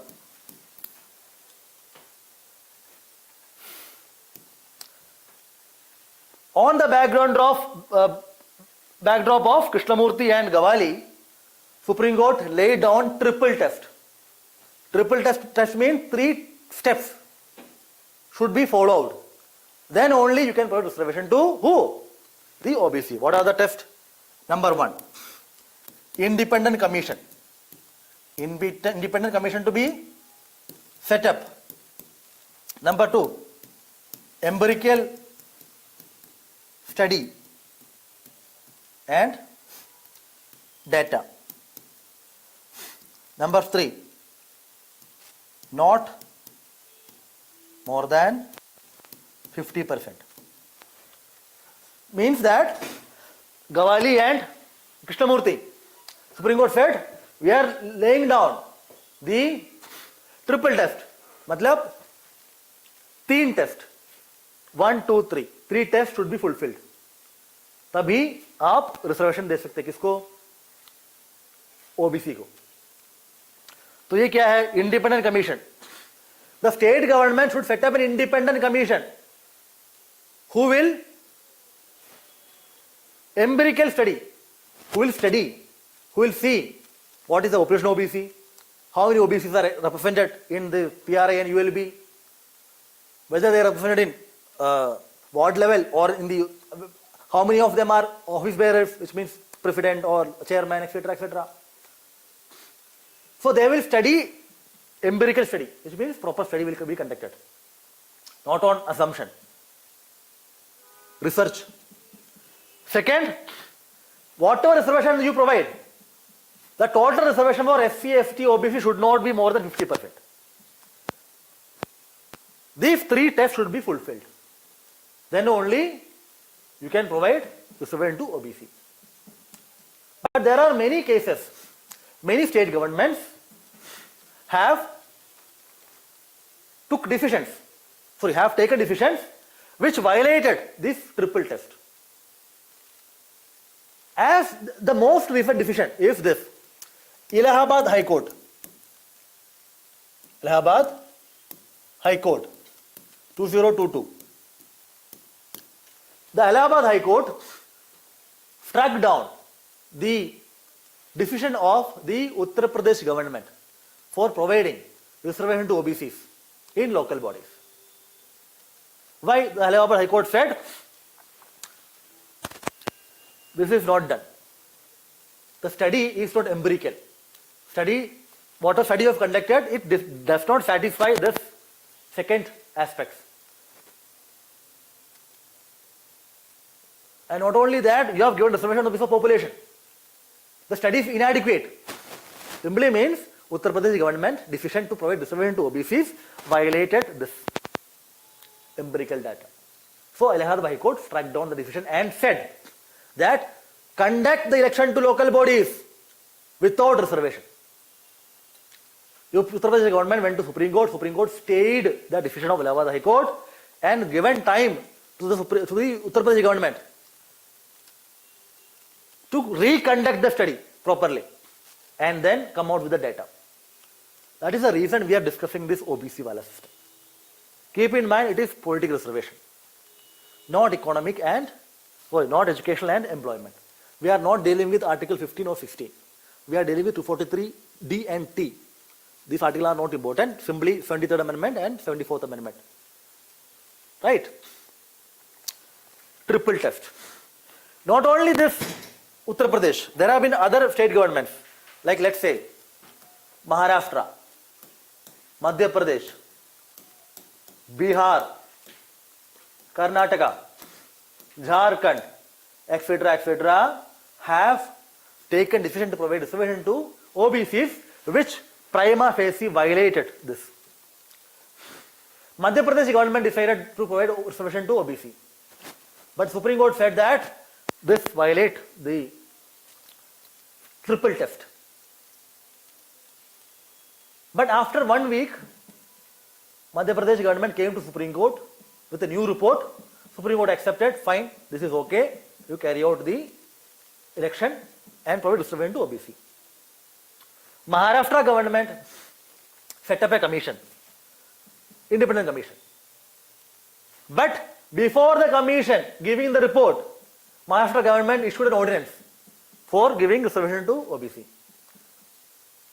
So that was challenged, Gawali, in Supreme Court. Supreme Court said this is violated. Ordinance is not part of this. Should have waited for what? For the commission to come out with this empirical data through studies and research. Then it is violating this. Karnataka also through notification tried to implement it. But the point is that despite the Supreme Court laying down the law in 2010 and also clarifying it in Gawali, that decisions of the state government with respect to the OBC reservation seems that the state governments and state legislatures are not obeying the law of the land. They are taking decisions which are against the decision of the Supreme Court, and because of that, what is happening? The implication of this, the implication of triple test not being adhered to by the state legislature and the government are having huge implications. What are the implications? Number one, delay. Delay in what? Delay in local body election. The Uttar Pradesh election is due since 2019. Similarly, the Bangalore Municipal Corporation election has not been held since 2019. So there are huge delay in local body election. So it violates what? The essence, the fundamental objective of 73rd and 74th Amendment Act, which is democratic decentralization. The delay in action in local body because of the violation of triple test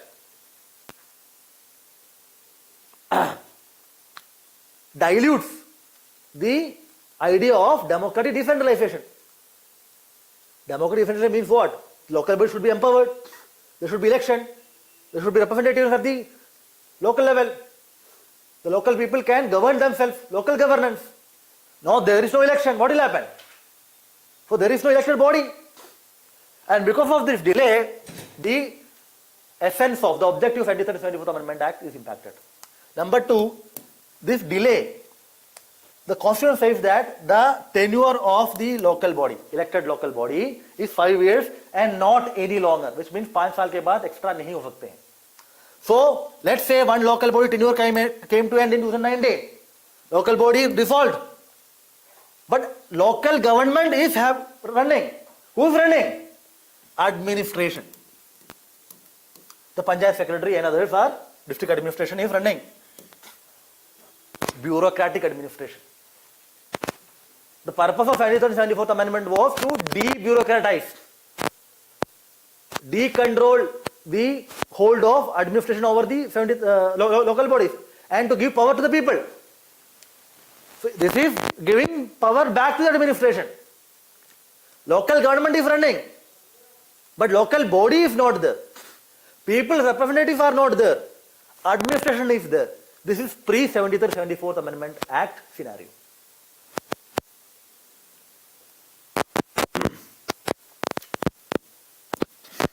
Jharkhand, because of the violation of the triple test, Supreme Court said, or the Jharkhand High Court said, sorry, that this is not as per the decision of Supreme Court. Jharkhand conducted election without reservation to OBC. More than 9,000 posts, which could have been filled by OBCs through reservation, could not have been filled because of the violation of triple test. This is something called political marginalization. Other backward classes, if they are eligible, they should be given reservation. Government is not fulfilling the test. Because of the violation of the test, what is happening? Court is staying it. Court is asking, conduct election without reservation. For those people who are genuinely in need for reservation, political representation are not being given an opportunity to be part of the decision-making process. No reservation for them. Violation of social justice or political justice. Not social justice. The marginalized community, part of OBC, require what? Reservation, so that they can become part of the decision-making process, the governance system. And reservation is a tool for that. The reservation for women, SC and ST have changed the landscape of rural area. Political empowerment, the social and economic empowerment have improved vis-a-vis SC, ST and OBC, SC, ST and women. So reservation has an important what? Have an important facilitative role. Reservation help in social mobility. OBC require reservation if they are eligible, and studies should be conducted in time as per the decision of Supreme Court. Otherwise, election will be conducted without reservation, which means depoliticization, political marginalization of the other backward classes. There was a study in American Political Science Weekly 2020. This study found out that providing reservation to women, SC and ST have improved their social standing, have helped them to move up the social ladder. Not only that, the attitude of upper caste vis-a-vis the lower caste, so-called, have changed. So empirical proof is available to show that reservation, political reservation in particular, have helped women, SC and ST to improve their life chances and opportunities, and have changed, gradually changing the rural and urban landscape. So reservation is a facilitator, an enabler. We should also provide reservation to OBC, which as per the what? As per the triple test of the Supreme Court.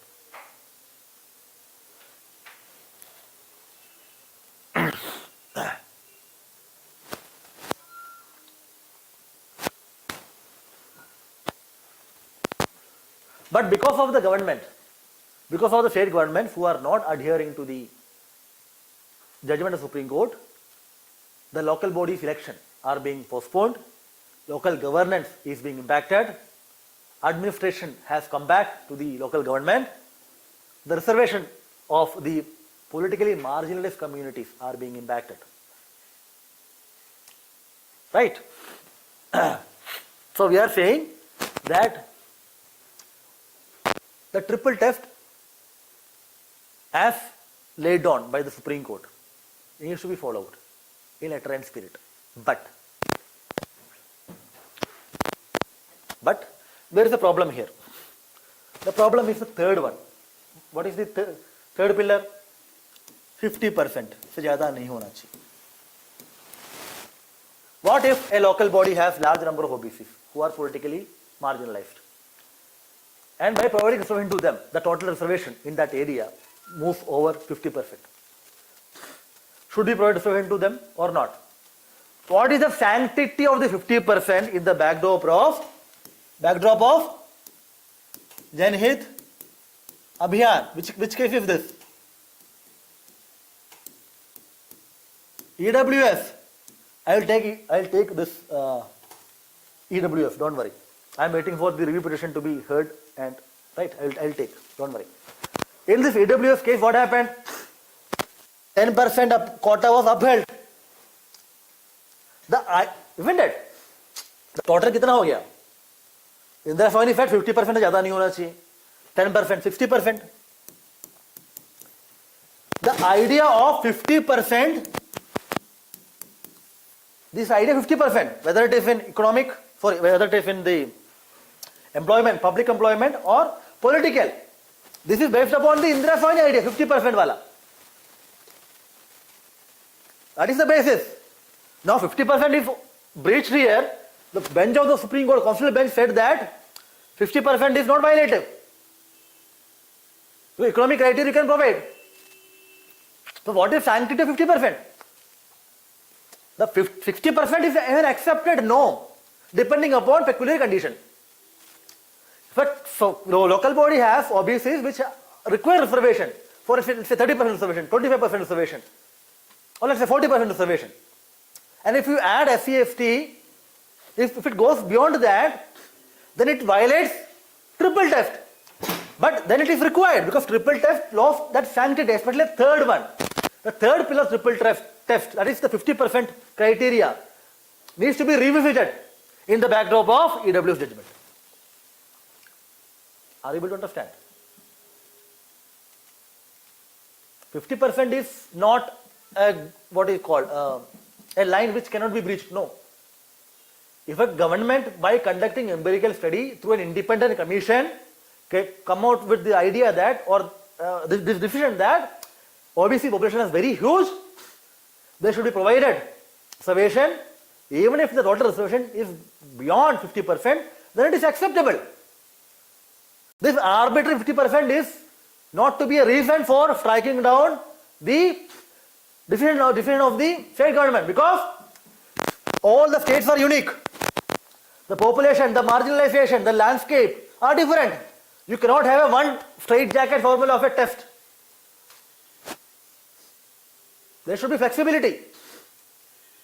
So in the light of EWS and in the light of peculiar circumstances of the states, the triple test needs to be revisited.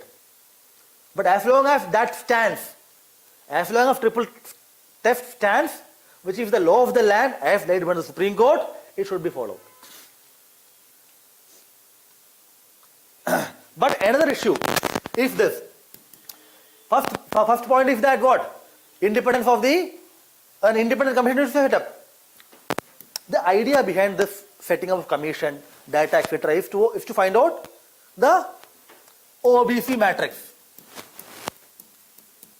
Matrix means population, status, representation is in the politics, etc. Matrix means what? Population कितना है, status मतलब काम क्या क्या कर रहा है, representation क्या है, representation means what? Political representation, and other attributes. Now I am going to ask you one question. If we conduct something called a caste census, this data will be there. If a pan-Indian caste census is conducted, caste census means in which the castes are counted and enumerated. As far as Indian census is concerned, OBCs are not separately counted. SC/STs are counted. Our idea of OBC, the population of OBC, or the various castes of OBC, not population, our idea of OBCs is based upon 1931 caste census, which held in 1931 and extrapolated by the Mandal Commission. Mandal Commission said that more than how many? 3,000 castes in India, contributing 52% of the population, are backward. This commission took 1931 census data in which castes of people were counted. Castes of people. This caste, this much people, etc. etc. This commission did not conduct any elaborate study. This 1931, 1931 में इतना है, तो 78 में इतना होगा. Extrapolation. No scientific basis. 2011, Government of India conducted this socio-economic caste census, in which castes were counted. But because of the government says that the data is having flaws, not accurate. So we are not releasing the caste data. But if a caste census which enumerate the caste, subcaste, OBCs, etc. and their status, political representation, economic status, educational status, etc., etc., as part of census of India or as a part of different exercise, then this entire problem will be resolved. If a proper caste census conducted either as part of the census of India or a separate exercise, or releasing the caste census data in SC, socio-economic caste census. After removing the issues, then the states don't have to set up their own commission. The data is already available. Right? If you conduct a caste census for which the demand is very high in this country, Bihar has ordered for a caste census. It is conducting a caste census in Bihar. And Bihar decision to provide reference to OBC in municipalities have been stayed by who? The Patna High Court. But the caste census of Bihar is also being challenged in the Supreme Court because census as such is an entry in union list. Anyhow, it's a different story. The union should take caste census is required.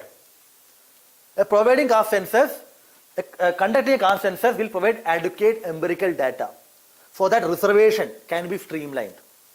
The idea of 50%, which was upheld as per the Indira Sawhney judgment, does not hold true in the backdrop of EWS, 60%. There is a demand that referred to OBC should be increased. 27% है अभी, ये नहीं होना चाहिए, उससे ज़्यादा होना चाहिए. तो कैसे पता चलेगा? Caste census. This much of caste is OBC, this much of people are not part of government, this much of people are not part of educational opportunities, this much of people are not part of political system, they require reservation. Authentic data, empirical, genuine data will be provided by caste census. So in order to provide reservation to OBC in political system, instead of depending upon the commissions and report of the state legislature and state government, this needs to be conducted. We have taught an ED on caste census in 2020 when there was a demand for caste census. Right? If you have access to that, you will find I'll see if it can be provided. Right? Caste census. In that we have discussed the requirement of caste census, what is the problem in caste census, how caste census should be conducted, etc., elaborately. I will see whether it is available. I will give you that material. Right? But as far as OBC is concerned, a caste census will help provide adequate, authentic, empirical data with respect to the political position of OBC. But caste census has other implications also. So, ideally, immediately, before the end of the term of the local body, if reservation is to be provided to OBC, then commission should be set up, independent commission. A commission should conduct a study, and on the basis of that, the state should come out with the relevant decision, which will satisfy the triple test.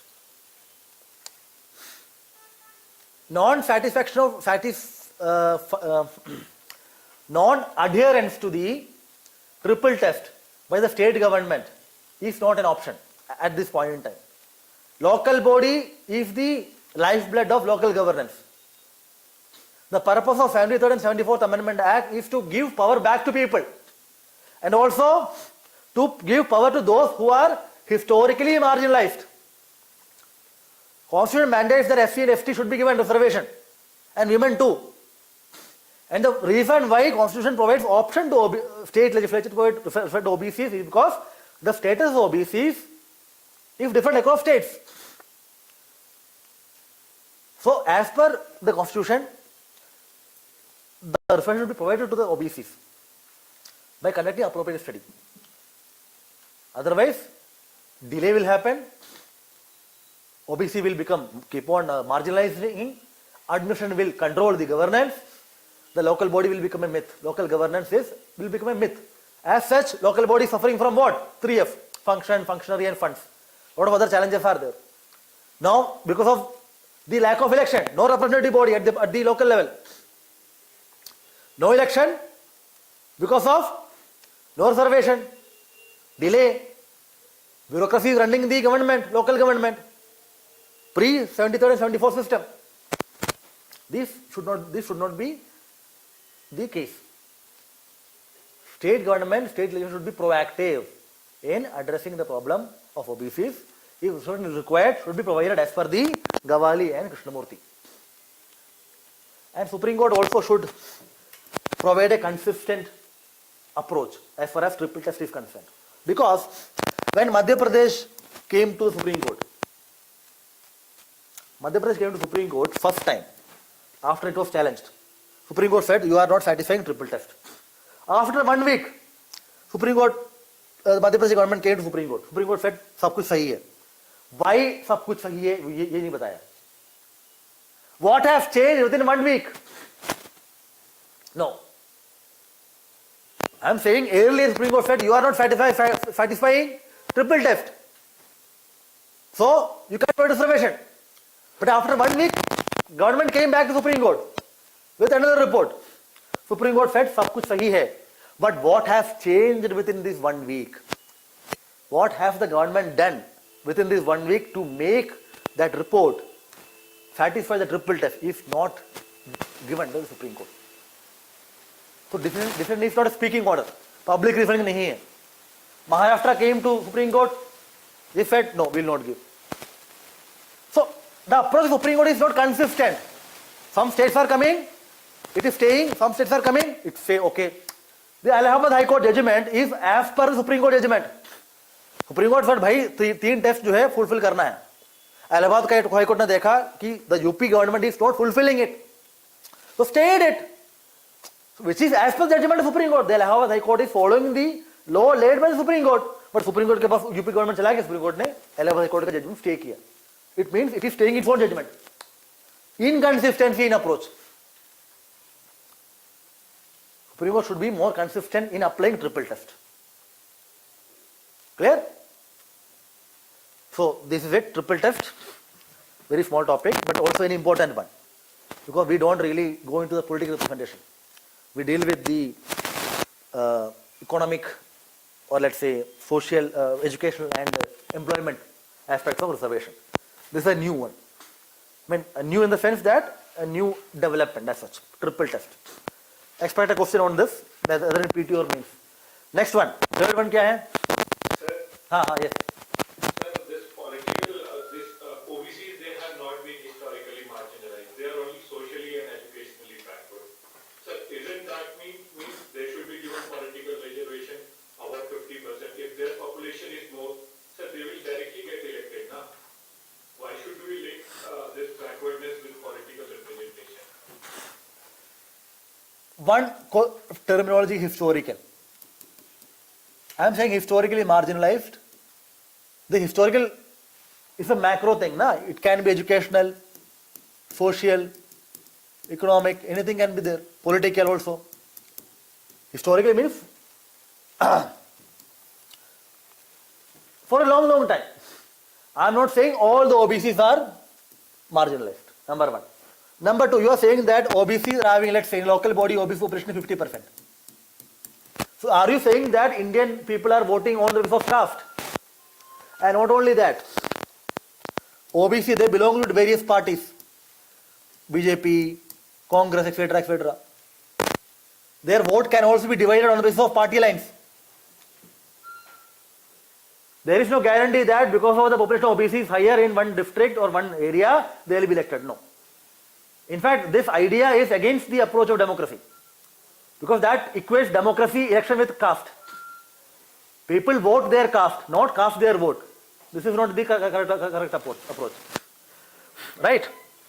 I am not saying all the OBCs are politically marginalized. That is why we have a test, conduct the proper study. Not only the population, their characteristics need to be studied. Independent commission should be set up, they should study, and on the basis of that they should take a decision.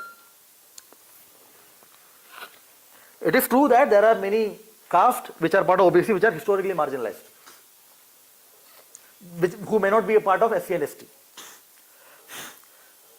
In fact, these marginalized social and educational backwardness is something which is accepted as part of OBC reservation, right from the Indra Soini judgment. So historically means it can be educational and what we call social and political. Political in the sense of local body. We are not providing reservation to OBCs in state legislature and the Lok Sabha. But SC/STs have reservation in Lok Sabha and state assembly, and also in what we call in the local bodies. And in local bodies, reservation is also available to women, 33%. This women is women. It is not only SC. This is going to be SC, ST, OBC, general, everybody can be there. So even those politically not marginalized on the basis of caste, on the basis of gender is also included. Correct? Yes, sir. Sir, then the reservation should be uniform, right? It should be in parliament also. It should be in the state legislature. Then it should be in the local body. Means one portion you are giving and other you are empowering at local bodies and not empowering at national and state level. I agree that that can be done, but that is not the decision I can make. Idea is that those communities which are marginalized should get reservation, should get representation. It is not necessary to provide reservation.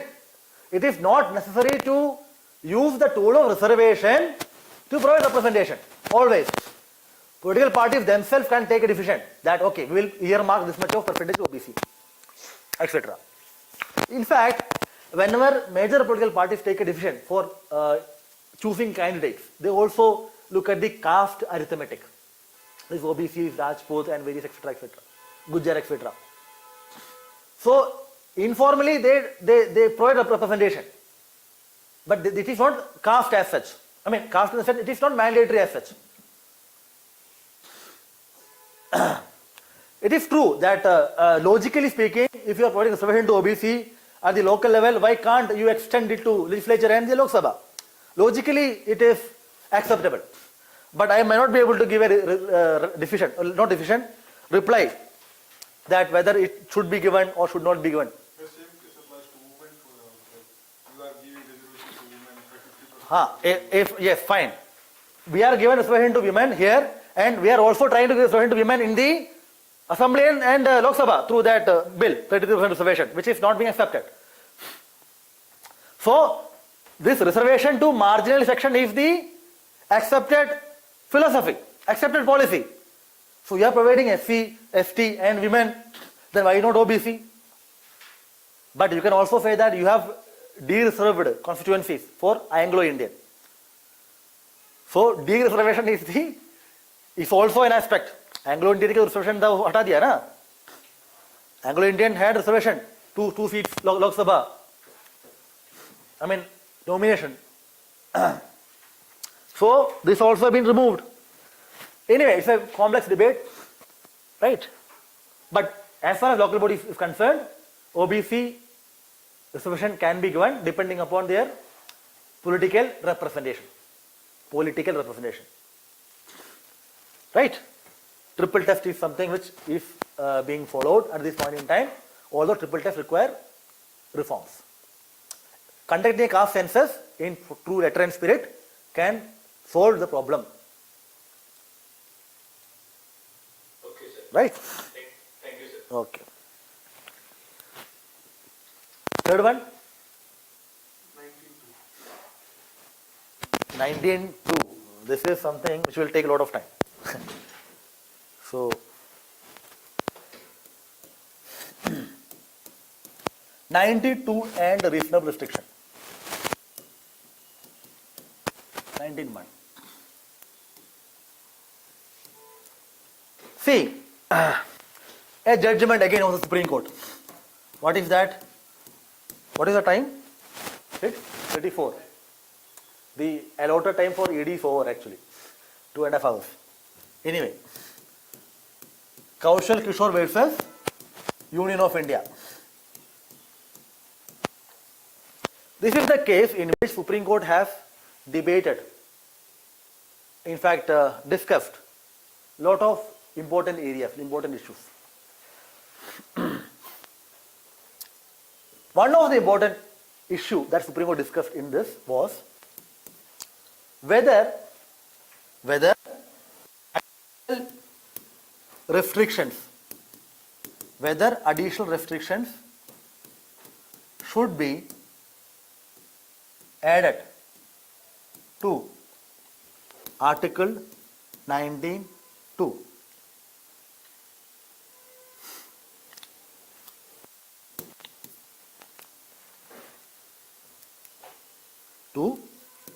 Especially when two fundamental rights are competing with each other.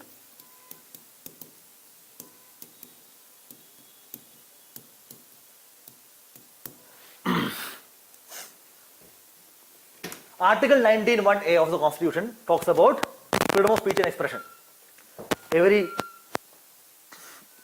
citizen of the country has the fundamental right to freedom of speech and expression. But Article 19(2) provides reasonable restriction, which means the rights under 19(1)(a) can be restricted reasonably on the basis of some grounds which are given: defamation, security of state, decency, morality, security, friendly relation, etc., etc. Now the question is whether the court should add more grounds, whether 19(2) should be expanded or not. That's the question. And why should this be expanded? And what is the context of this expansion? When two fundamental rights are competing with each other. Let's say I have a fundamental right under Article 19(1)(a). Yes, true. I have also fundamental right under Article 21. Freedom of speech and expression. This one is right to life. What if these two are competing with each other? Exercise of freedom of speech and expression is undermining my right to life. My right to life is impacted adversely by freedom of speech and expression. The context of this case is the ministerial speech. One minister of UP in 2016 or 15, yes, 2016-15, he issued a statement. There was a rape incident in the Bulandshahr in UP. The minister said that this rape is a political conspiracy. Political conspiracy.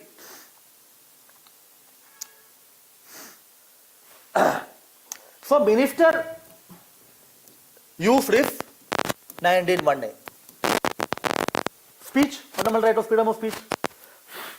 But the people who are victim of this rape, they approached the court saying that this speech or the statement of the minister violated my Article 19, Article 21. Why? Article 21 also includes right to live with dignity. So my right to live dignity, which is protected under Article 21, is violated by what? Article 19(1). So exercising freedom of speech and expression article under 19(1)(a) is impacting my right to life. Two rights are competing with each other. If two rights are competing with each other, should we add more restriction under Article 19(2) so that my right to life with dignity and to live with dignity is protected?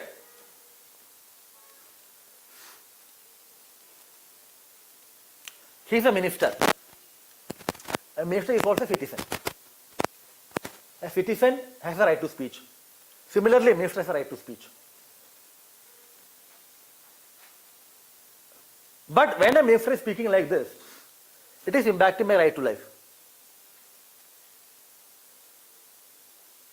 But the minister has also freedom of speech under 19(1). Because the citizen is a minister and the respectable position the person holds, should we add more grounds to restrict the freedom of speech of the minister? So the minister is a responsible person holding a high constitutional position. So people holding high constitutional posts should be more measured in their speech. should not speak like other common people because the impact of the speech is very high.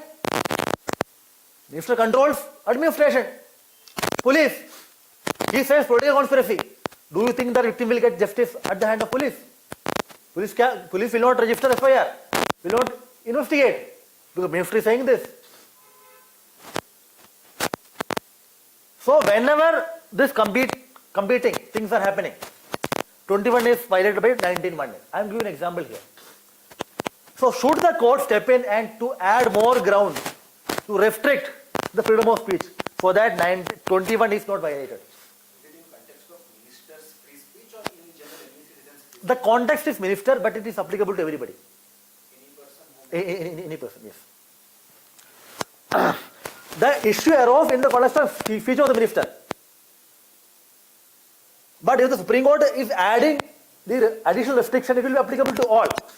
Or if the Supreme Court wants to restrict to minister, then it will be applicable to only minister. But Supreme Court refused to add more ground. Supreme Court said we will not be adding more ground to restrict free speech. Minister is also a citizen.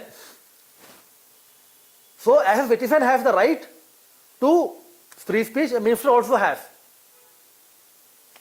And if at all there should be more restriction on Article 19(2), it is for the legislature to decide, not for the court. The function of the court is to expand the right, not to restrict the right. Court is the protector of rights, not restrictor of rights.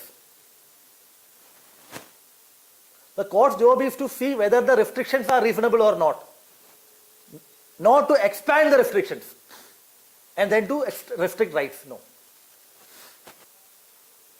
The court's job is to not to make rights residual, but to enlarge it. Court said we will not be adding additional ground. If at all additional ground should be added, then it is the job of who? The parliament. We will not be doing it. So court in this issue, in this judgment, has upheld what? Freedom of speech and expression. And this competing, if at all there is a competing or clash between two fundamental rights, it has to be seen case-to-case basis. There cannot be any watertight framework for deciding it. It is true that there can be conflict, competing rights. For instance, right to know and right to privacy. Remember the article ED on data protection law. Right to know is a fundamental right under Article 19(1)(a). Right to privacy is fundamental right under 21. My right to know about you will violate or may violate my right to privacy. So does that mean that I should restrict my right to privacy always, or I should add more grounds to restrict right to know? Which one is superior, right to know or right to privacy? Case to case basis. The ideal way is to reconcile them, harmoniously construct these rights. The Constitution does not see rights are competing with each other. The rights are harmoniously construed. One right helps the other. They are not competing or clashing with each other. But cases can be there in which it happens. That is the job of the court to see on case-to-case basis and then to decide. If my right to know encroaches excessively to my privacy, then right to know will be subservient to right to privacy. If the speech of the minister is such that it is hateful, vengeance, obscene, then the court can say that you are expressing this 19(1)(a), that this has more priority. If the speech is hate, there are multiple laws available, 153A, 295A, etc., under which you can prosecute. There are mediums available. Free speech is not hate speech. If the speech of the minister is such that, then it is hateful, obscene, disparaging. Then, if the impact of that speech is impacting my right to life, right to live, then right to live or Article 21 will have priority. This fellow, इन्होंने कहा कि भाई ये political conspiracy है, and on the basis of that administration refuse to act on the complaint. तो क्या होगा? Minister's speech had led to inaction by the administration, which impacted on my right to life. So in this context, the minister cannot take shelter that I am using only 19(1)(a).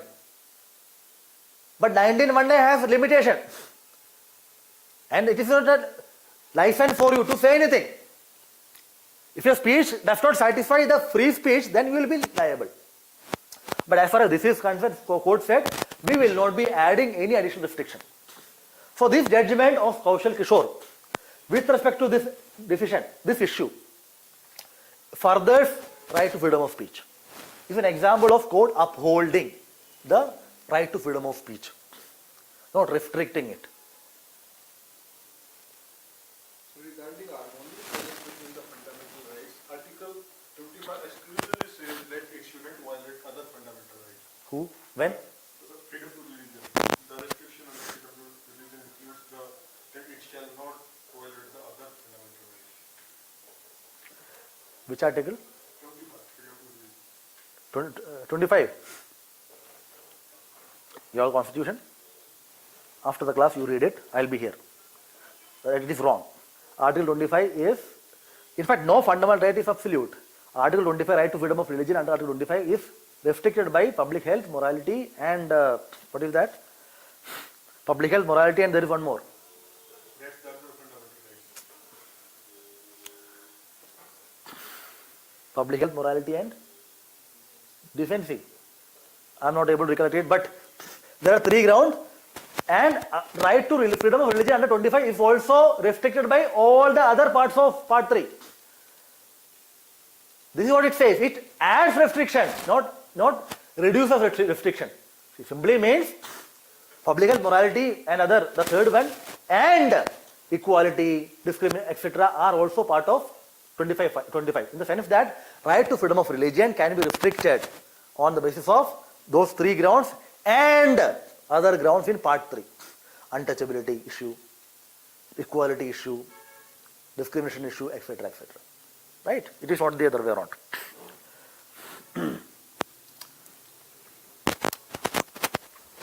In this case, another issue the Supreme Court dealt with is this. Whether the statement made by the minister can be vicariously applied to the council of ministers, which means statement of the minister, can it be vicariously attributed to the council of ministers by applying the principle of collective responsibility. Another issue decided. Question is this: minister, part of council of ministers. Council of ministers function on the basis of collective responsibility. They work as a team, they take decisions as a team, they act as a team. So the minister is a part of council of ministers. So the statement of minister, as far as this statement is concerned, can it be said that the statement reflects the intent or decision of the council of minister? A statement made by the minister, can it be attributed to the council of minister? A statement made by the minister, can the council of minister be held responsible for that? If collective responsibility means the council of ministers are acting as a team, whatever the minister says, does it mean that everything the minister says is the decision or decision of the council of minister? Cabinet or council of minister function as the basis of collective responsibility. Collective responsibility is collective, not individual. So minister is an individual, made a statement, but he is a minister, which means he is a part of the collectivity. So whether the statement represents the decision, will of the COM as a whole. Whether the statement of the minister can be vicariously attributable to the concerned minister. Whether the statement of the minister can whether statement of the minister can be held to be the statement of the concerned minister. Can the concerned minister be held responsible or liable vicariously for the statement of the concerned minister? It simply means I am a minister. I made a statement. Who is responsible for the statement? Me or the concerned minister? Because minister is a part of concerned minister, which work on the basis of principle of collective responsibility. What is collective responsibility? Does collective responsibility work only in the parliament or the legislature, or collective responsibility extend outside the parliament or legislature? That's the question. When a child does something wrong, Samaj kya कहता है? When a child does something wrong, in general the parents are held responsible. So parents are held vicariously liable or responsible for the act of the children. A student does something wrong in the school, parents are called. Parents are liable. So who is vicariously responsible? Vicarious means responsibility on the basis of decision of others. Vicarious means other person is responsible for the act of other. Indirectly responsible. So whether council ministers can be held responsible for the statement of the minister or not. This is the question. Council minister works on the basis of principle of collective responsibility. Can collective responsibility be extended outside the legislature? Though collective responsibility means the council ministers are responsible to the legislature. Responsibility can be enforced through no confidence motion. If not responsible, then no confidence motion and out of the government. In the context of Union Parliament, Article 75, collective responsibility. Similarly, in state government. Court said that the principle of collective responsibility is within the legislature and the parliament. Whatever the minister says outside the parliament, even if that reflect the official government position, still it is the individual statement of the minister. The council ministers cannot be held vicariously liable or responsible for the actions, decisions, statement of the minister. Now, what is the importance here? The importance of this decision of the court will be clear in the third issue. Third issue of constitutional tort. क्या है? Constitutional tort. I frame this way. Can the COM, council of ministers, be sued for constitutional tort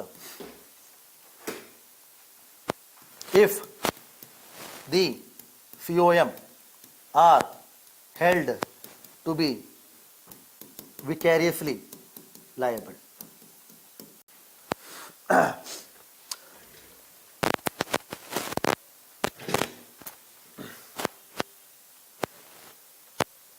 See, in law, there is a word called wrong. What is the meaning of wrong? Wrong means what is not right is wrong. Galat. There can be two types of wrong. What are these two types of wrong? One is wrong against individual. Another is wrong against society. Wrong against society is known as criminal wrong, or the wrong is called as a crime or offense. Criminal offense. Wrong against individual is known as civil wrong. The civil wrong is also known as tort. The legal term, tort. If it is a crime, then criminal justice system will set in. Police, court, punishment, jail, etc. If it is this, then police has no role. Court will have role, but criminal justice system will not have any role. IPC, RPC, no role. What will have role? Civil law will have role. Here, the result is punishment. Here, the result is compensation. That is, a civil wrong can be remedied through monetary monetary relief or compensation. I am using this pen. I am writing, right?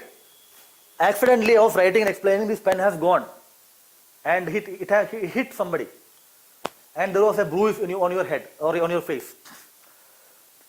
Now the question is whether this throwing of this pen was intentional or not.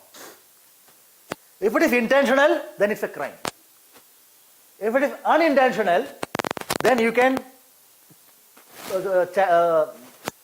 carry out case against me under this civil wrong, because you had a damage. You are harmed. Crime requires mens rea, which means guilty mind. Intention is required. Here no intention, but still you had an injury. So injury can be remedied. How? Not through punishment or punishment, but through damage. Damage through monetary or compensation. So tort law or tort is a way of claiming damage or compensation. Constitutional tort means tort against the state, that is the government and its instrumentalities.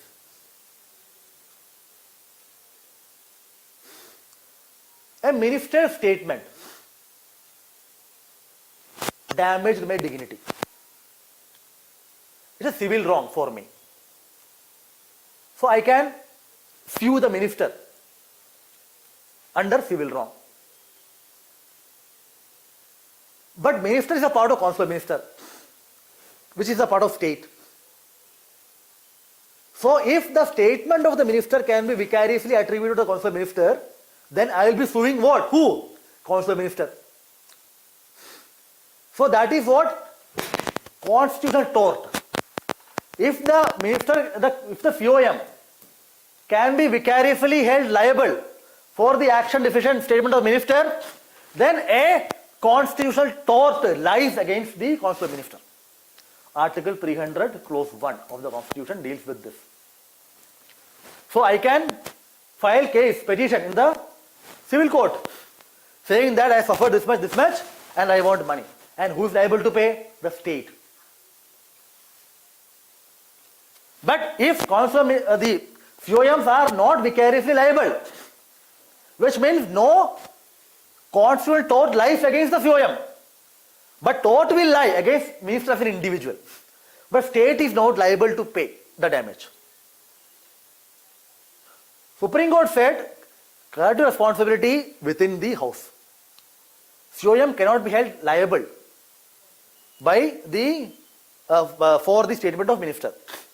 So, no vicarious liability. No vicarious liability means no constitutional tort. So, as far as this is concerned, no constitutional tort lies against the statement of the minister, because collective responsibility within the legislature, it cannot be extended outside the legislature. Hence, vicarious liability is not applicable to the consular minister. Hence, Article 300 clause 1 does not come into play. But it is very much necessary for you to know that the state can be sued. Civil wrong or tort can be applied against the state and functionaries for non-favoring function. Non-favoring function. Whenever the state carries out non-favoring function, and if the functions create damage to people, then the people can sue the government. Let's say, anyway, leave it. I will take a lot of time. I think foundation batch, this will be taught. For as far as the ED is concerned, this is enough for you. So under 301, you can sue the state. State. For in general, how do you sue? For what actions of the state it has been? If while the state is carrying out non-sovereign function, that's what I was not willing to explain. State, which means the government or instrumentalities, has two types of functions: sovereign function and non-sovereign function. Sovereign function means, let's say, by the constitution it provides power to state to carry out this. One example I will give you: national security, a protection of territory, administration of justice, implementation of law, administration of criminal justice system, functioning of police. These are sovereign function of the state. But whenever state is carrying out this sovereign function, if it carries out such other, if let's say when you are carrying out sovereign function, let's say a police arresting an individual, but the force the police is using to arrest that individual led to huge damage to the house in which the individual is living.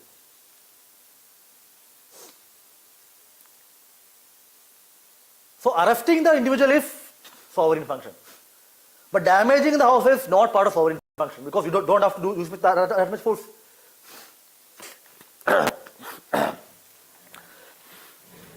Another example I will give you: an army. Army is moving. There is a battle which is going on. The Indian army has to move. So if it has to move, then the shortest possible route is through agricultural land. It can move, because protecting the country is a foreign function. But the question is, while it is moving in such a fashion that the entire agricultural land is destroyed, or the construction, everything is destroyed. So it is not sovereign function. You can destroy agricultural land for reaching your destination, but only those land can be destroyed which are required.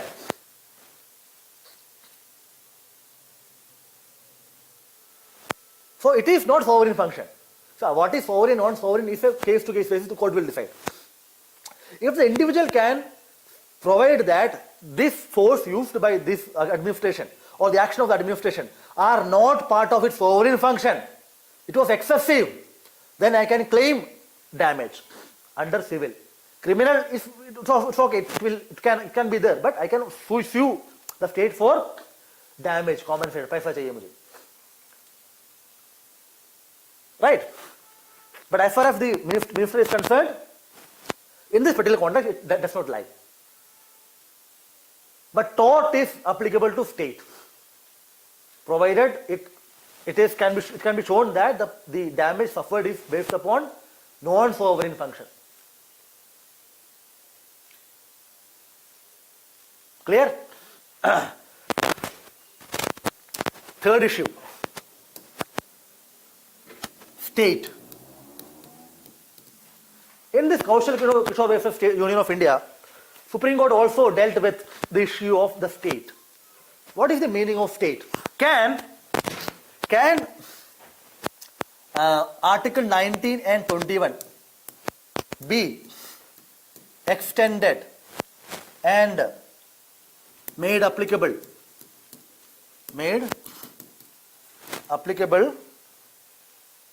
to private sector?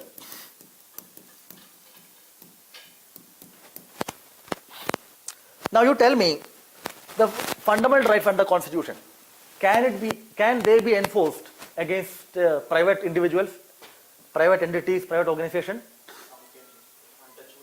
Untouchability. Okay. Then 23, 24,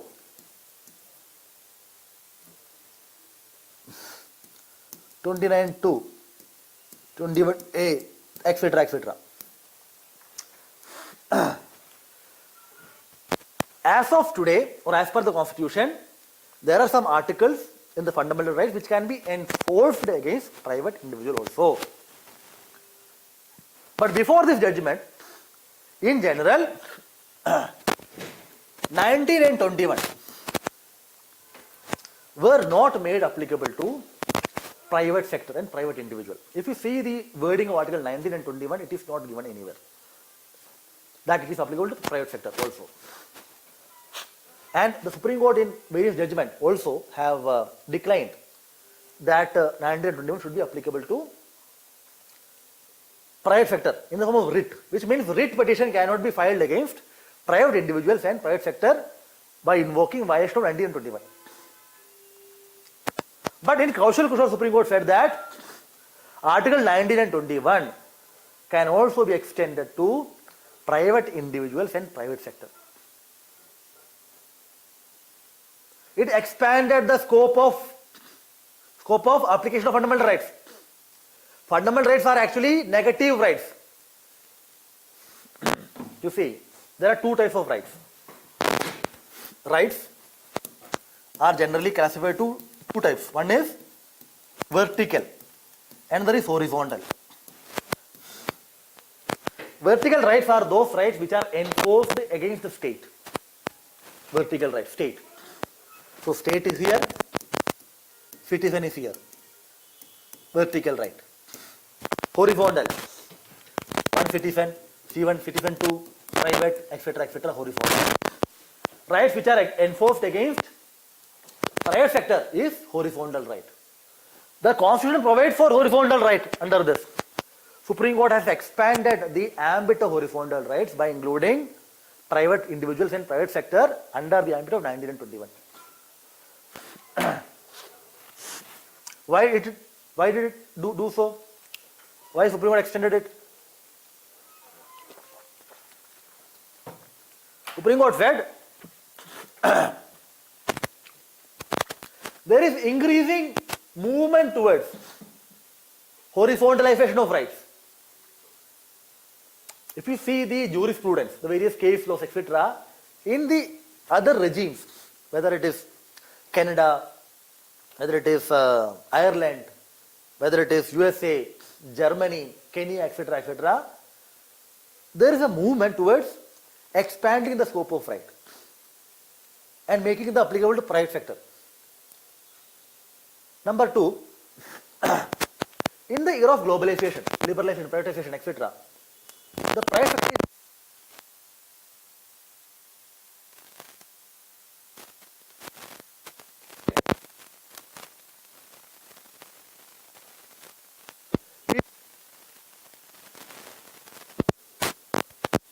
it is the private sector providing public service.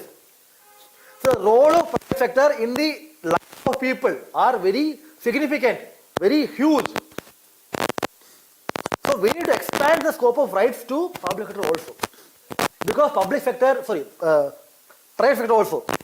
Because private sector, their role has improved significantly, especially in the context of this LPG, governance, PPP, etc. And they also impact the rights of people. Hence, 19 and 21, especially right to life, etc., should also be applicable to the private sector. So you can go to the court and say give mandamus to the PPP. Yes. If it violates 1921, all the writs can be applied. Should the private be doing the work that Absolutely not. public? No. Supreme Court has said, irrespective of the nature of irrespective of the nature of private sector, irrespective of the nature of private sector, irrespective of the duty private sector does, all private individuals and private entities will come under the writ jurisdiction of the court under Article 382, which means you can go to court, Supreme Court and High Courts for restoring your fundamental rights under 1921 against all private sector individuals, all private sectors. I'll explain your point. I'll understood your point. So it has expanded to all private individual, all private sector, which means this is in any private sector company. Let's say a private sector employee was laid off. What happens? His right to life is impacted. Right to life means right to livelihood also. मेरा काम खत्म हो गया, मतलब मुझे नौकरी से निकाल दिया गया. I can go to court for enforcing this. Court will see क्या नहीं है क्या है, but writ is applicable. It's a very what we call unexpected judgment of the court, but it extends the scope of horizontal rights.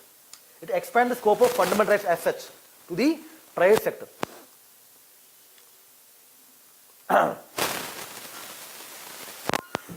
See, but the problem here is this. When you see the jurisprudence of case laws of the Supreme Court, as far as this part 3 is concerned, the concept of state is very important. Very important. Article 12 of the Constitution. Article 12 of the Constitution deals with state. It says legislature is state, executive state, etc., etc. And in general, fundamental rights are enforced against state. So writs are in general applicable to state. So what is not state, writs are not applicable. So in general, private sector are not part of definition of state. But the Supreme Court, in many cases, including Ajay Hasia case, and what is that? Z Telefilms case, etc., have laid down a test in order to find out that whether the entity in question is state or not. Ultimately, if you restrict the definition of state into legislature, executive, and local bodies, etc., etc., and department of government, etc., then it is a very restricted meaning of state, because government companies will not be part of it, government corporations will not be part of it, PP will not be part of it, and not only that, there are multiple entities which are carrying out public functions, supply of power. The state as of today, the government as of today, are utilizing many private entities for carrying out public affairs. So a restricted definition of state in such a context will not further the goals of fundamental rights. In fact, it will violate fundamental rights, because the entities which are not part of Part 3 or Article 12, they can violate the fundamental rights with impunity. Citizen will suffer. If, let's say, the power in Delhi is supplied by something, there are different entities. One is Tata Power. Tata Power is supplying. The power supply is actually public service, a public utility. It should come under the definition of state. So if it is not under state, then whatever the Tata Power does, we cannot go to the court by applying writ. Neither Supreme Court nor the High Court. We should go through the ordinary law process. So just as of today, the impact of private sector which carry out public functions, and the states are using multiple entities, agencies, instrumentalities, including companies, cooperatives,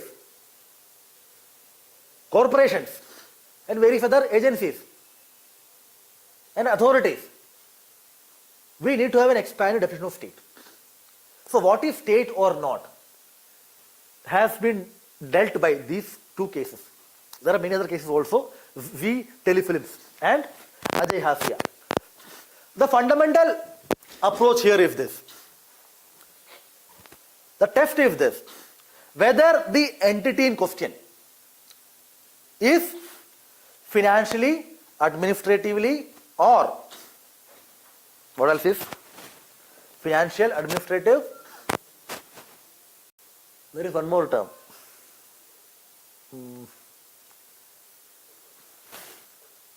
Administrative, financial, then what type of control can be there? Administrative, I'll see, I think I have written it here.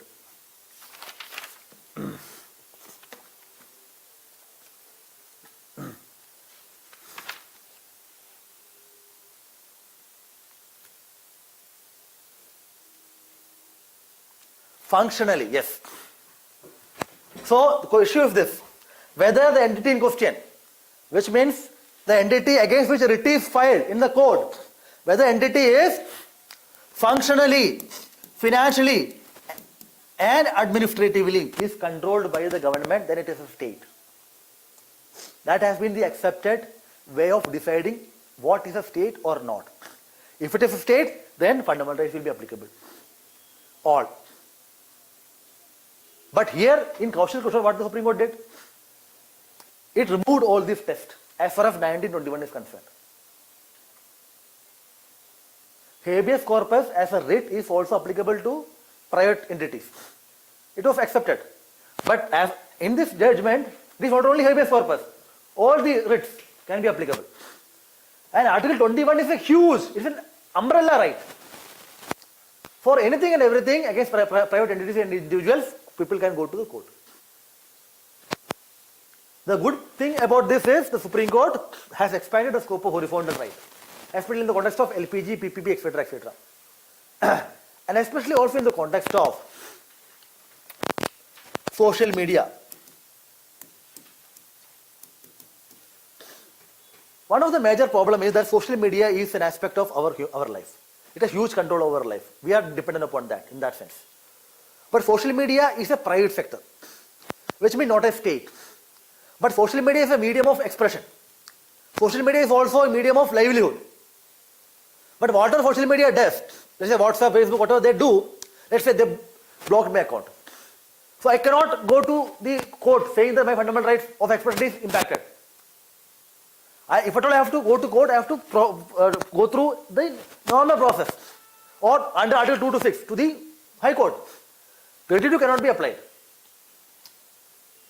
So there have been multiple instances where the social media like Facebook, WhatsApp, Twitter, etc. have arbitrarily withheld tweets for people,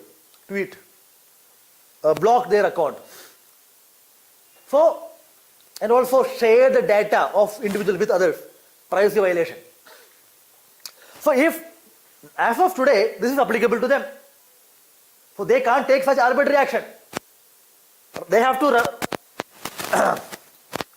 respect right to privacy. So applicable 21. They have to adhere to the freedom of speech and expression. Are you trying to get what you are trying to say?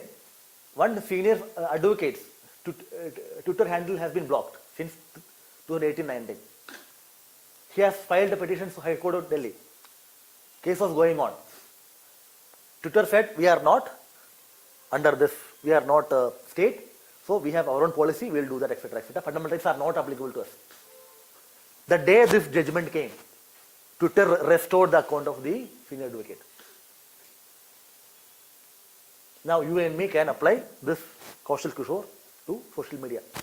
Social media and other corporations, especially technology, huge impact on human life and society. So this judgment will help the citizens to hold accountable the social media intermediaries.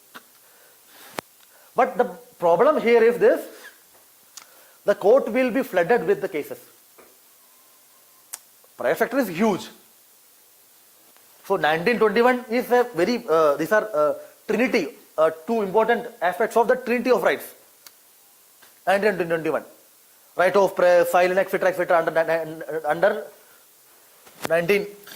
This is under 19, not 19(1)(a). All 19 will be applicable to private sector, not 19(1)(a) per se, which means freedom of assembly, association, all, etc., etc. And 21 is highly huge, right? Expansive. So people will go to High Court and Supreme Court saying that this has happened, my rights are violated. So court will be flooded with disputes. This is an issue.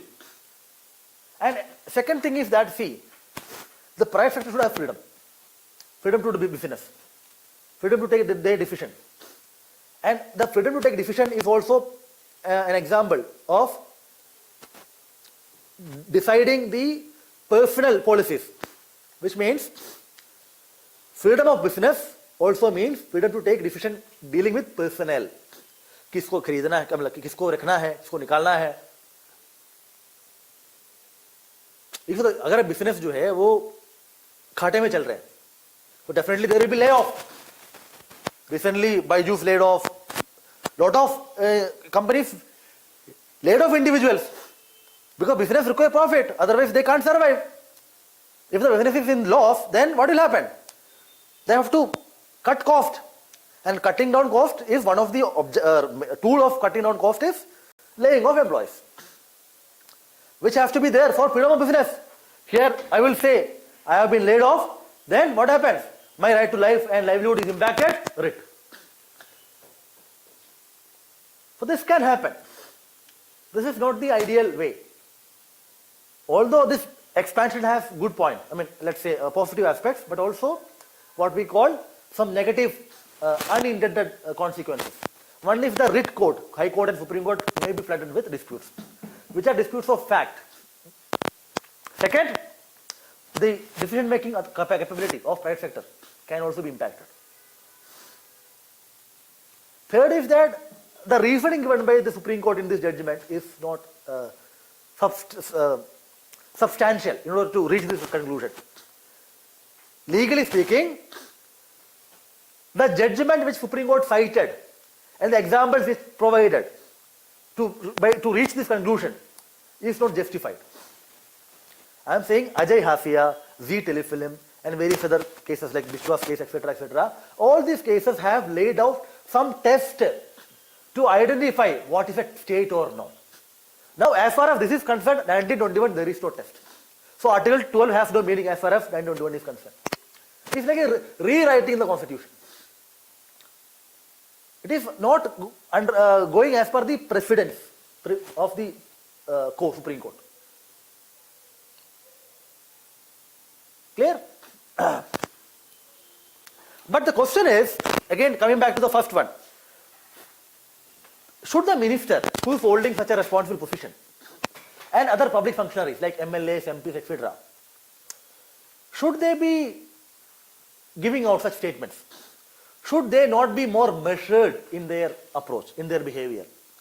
Should they not be more calculated in how they use language?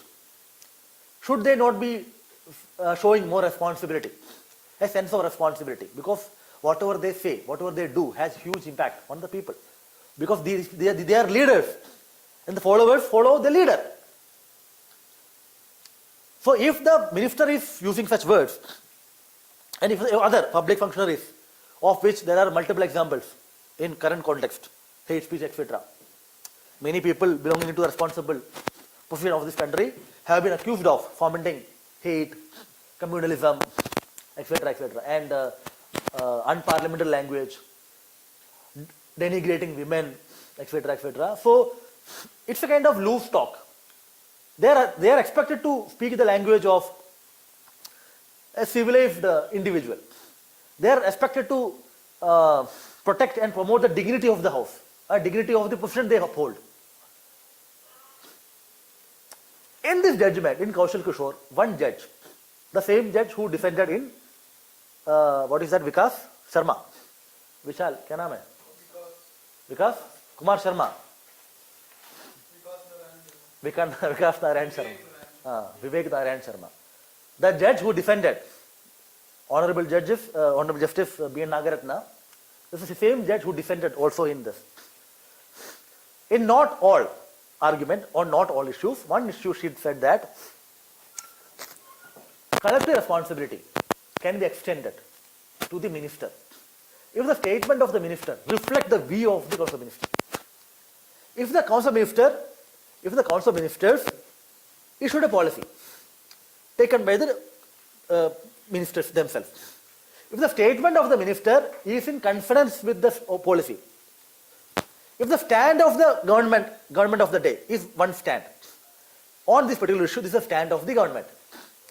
And the minister is also only articulating the same stand. Then the stand of the minister, statement of the minister, speech of the minister is vicariously attributable to the concerned minister. So, the collective responsibility. Collective responsibility also extends outside, provided the stand taken by the minister, the speech of the minister, reflect the stand of the concerned minister. But again, it's a dissent, minority view, not applicable to the judgment as such. But whenever you are writing answers, you can use this point, that collective responsibility as such cannot be a watertight compartment. It's not only a theoretical premise. A minister as a group, ministers as a group, COM as a group, cabinet as a group should function collectively within the house and outside. If outside every minister speaks in different voice, what will happen? Dekho, in COM there are 15 ministers. Example, everyone is speaking in different voice. So, which shows there is no agreement in COM. It sends different signal. It creates confusion in the mind of administration. It will impact efficiency of administration. It will create confusion in the mind of people. So, the minister should speak in one voice, outside and inside. If outside the minister is speaking something which is the view of the COM, then the COM is responsible for it. The majority judgment also said one thing. It is true that collective responsibility cannot be enforced. But, and because of lack of collective responsibility, no tort lies against the state. But, because of the statement of the minister, if the public functionary does not take any action or take an action which impact my right, then I can sue the state under Article 301. कहने का मतलब है minister said political conspiracy. Police refused to register FIR. Victim suffered. The statement of the minister resulted into inaction of the public functionary. If that is the case, then the victim can use tort against the state. Until unless, no tort.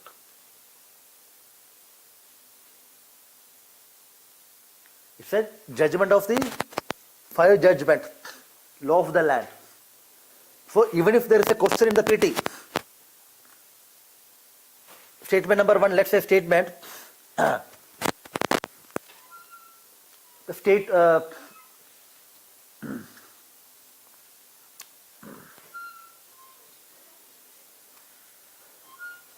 Constitution's tort does not lie against the state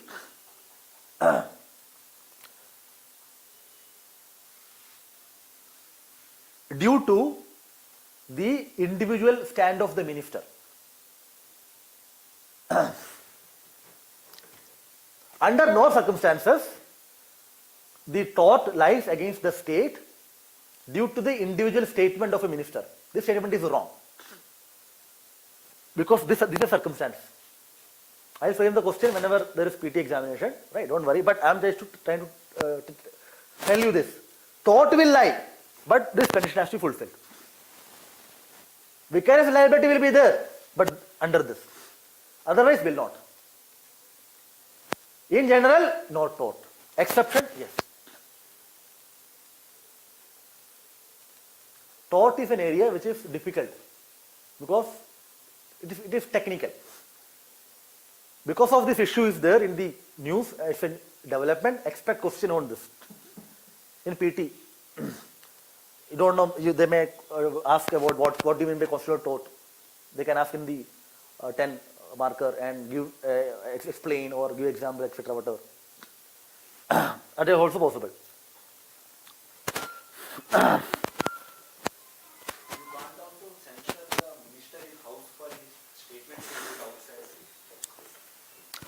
I'm coming to the conclusion of this. I'll answer that. Now the question is, As per the judgment, no tort lies. Minister cannot be held responsible. The CM cannot be held responsible. But the ministers are again holding positions of high repute, and the minister should be controlled, should be taken to task if he or she is speaking such things. So it can be done within the house. But again, a minister is a part of government, executive. The executive controls the house. Censuring, motion, etc. is something which is beyond the scope of the house. Because it has to be accepted by the speaker. Speaker is a part of the ruling party, minister is ruling party. But then it is said that a code of conduct has to be there. Code of conduct for ministers. There are code of conduct for MPs in the Rajya Sabha and Lok Sabha, but no code of conduct for ministers as such. No, leave it. The Prime Minister or Chief Minister should formulate a code of conduct for ministers, which means how the minister would behave. And if at all the minister violate the code of conduct, then the PM and CM should take action against them. We cannot add additional restriction to restrict free speech of the minister. No. But that does not mean that the minister should not be held accountable or the individual should be held accountable. People, the public functionaries who are holding responsible offices should be careful, measurable in their language. But how to enforce this accountability? It cannot be done through extending ultimate responsibility. It cannot be done through extending tort. It cannot be done through additional grounds in the Article 19(2). But it can be done through this. A code of conduct can be established by the Prime Minister, Chief Minister. Accordingly, the ministers or the people, MLA, MPs, etc. As far as MLA, MPs are concerned, the Speaker. As far as ministers are concerned, CM or PM. A code of conduct, a guideline for their conduct, how they should behave. If there is violation, then the concerned authority can take decision. And the people who are holding this office should also be very much careful themselves. No law, no guideline, no principle can change their behavior. They should think themselves that we are responsible people. What we say, do, has huge impact on society. They are leaders of people. People will follow them. People's thought processes, decisions, actions, everything is guided by the statement, decision, action they take. So they should be more careful. Is there code of conduct for Lok Sabha members and Rajya Sabha members? Yeah, absolutely, yes. Then that can be enforced on the ministers because they are members of... No. There is separation of power. The Speaker cannot enforce that to the minister. If the statement is made as per in the capacity of an MP, or let's say the MP the minister being an MP has done something against the code within the house, then the Speaker has authority. Otherwise, no. Clear? This is a technical issue because in this judgment there are multiple issues have been addressed. Tort address, vicarious responsibility, collective responsibility, 1921, extension of state, Article 19(2), etc. So this is a difficult area. I have tried to make it easy for you. Right? So from now Article 1921 is applicable to private sector. Absolutely. And there was a question in Prelims, I guess 21 or 22. The writ of mandamus cannot be issued to which of the following. Some four options were given. One is government companies and some company working for private company working in public interest. So now this also extends to any private company working not directly to any public interest.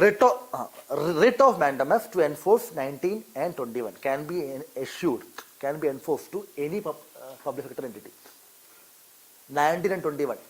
Keep in mind. Any writ for 1921? Any writ, mandamus, quo warranto to the habeas corpus to anything. So you can say why is Apple CEO quo warranto? Court will decide. That is what we are trying to say. It opens floodgate.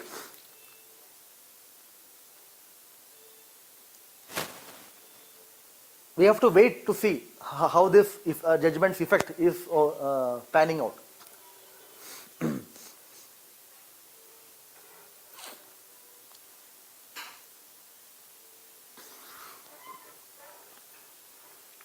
Because Justice Nagaratna says only habeas corpus is applicable to private sector in terms of writ, not others. But this judgment expands everything, all writ. Ideally,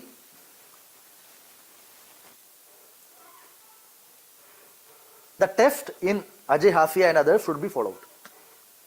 Expansion of private sector, expansion of writ to private sector has its own importance. One important is this discrimination in the private sector will be impacted, reduced. Do you remember one ED I have taken about what? Private sector and social justice.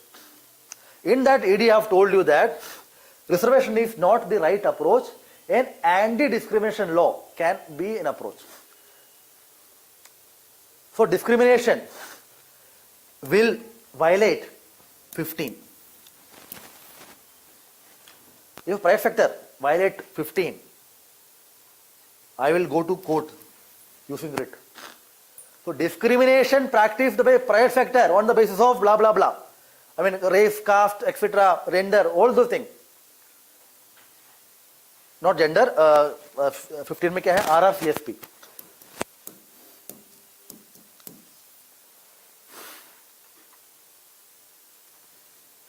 No, leave it. I'm mistaken here. Wait. It is 19 and 21. 21 is right to life, which means right to livelihood. So I should get employment also. I applied for a job. I have not been selected. And I believe that my lack of selection is based upon what? My gender, my caste, etc., my complexion, my race, etc., etc. So it is violating Article 21. I can move a writ to the concerned High Court and Supreme Court. So discrimination practiced by the private sector based upon identity markers can be challenged because of the judgment of Kaushal Kishore, especially using Article 21. Clear? Supreme Court also said in this Kaushal Kishore that state also has the responsibility to protect the liberty of people against private people. Which means, I tell you that today you will not go from here. Which means I am restricting your liberty. I am not a state. You are an individual. You are an individual, I am an individual. So in general, Article 21 is against state. But the state should enter to protect your liberty by addressing the concern. State should actively, positively, proactively protect the liberty of people against private individuals. Should not wait for people to come into the police station and complain. Let's say one group in Manipur say that this group belonging to a particular race should leave this region by tomorrow. Otherwise, we will forcefully remove you. My rights are violated. State should proactively enter to address the situation. State should have the responsibility to protect the liberty of individuals against private people also. It provides positive duty to state under Kaushal Kishore. You see, pollution. Generally, कौन करता है pollution? Who does? Generally, private industries, they carry out pollution. So pollution is against right to a peaceful sleep. What is that? Right to environment. So it is impacting my right to life. So state should actively protect my liberty and life. Pollution ज़्यादा है, मैं बाहर नहीं जा पा रहा हूँ. Liberty, movement impacted. State should not wait for individual to come to you. You have a positive duty, responsibility, proactive responsibility to protect the liberty of individuals. Generally, 21 is a negative right, which means state shall not do. State should not do. No liberty of individual can be taken without procedure established by law. So it is not dealing with individual as such. So there is problem with individual, it has to go to police station and criminal justice system will happen. But here it is saying you should intervene proactively, not to wait for the complaint.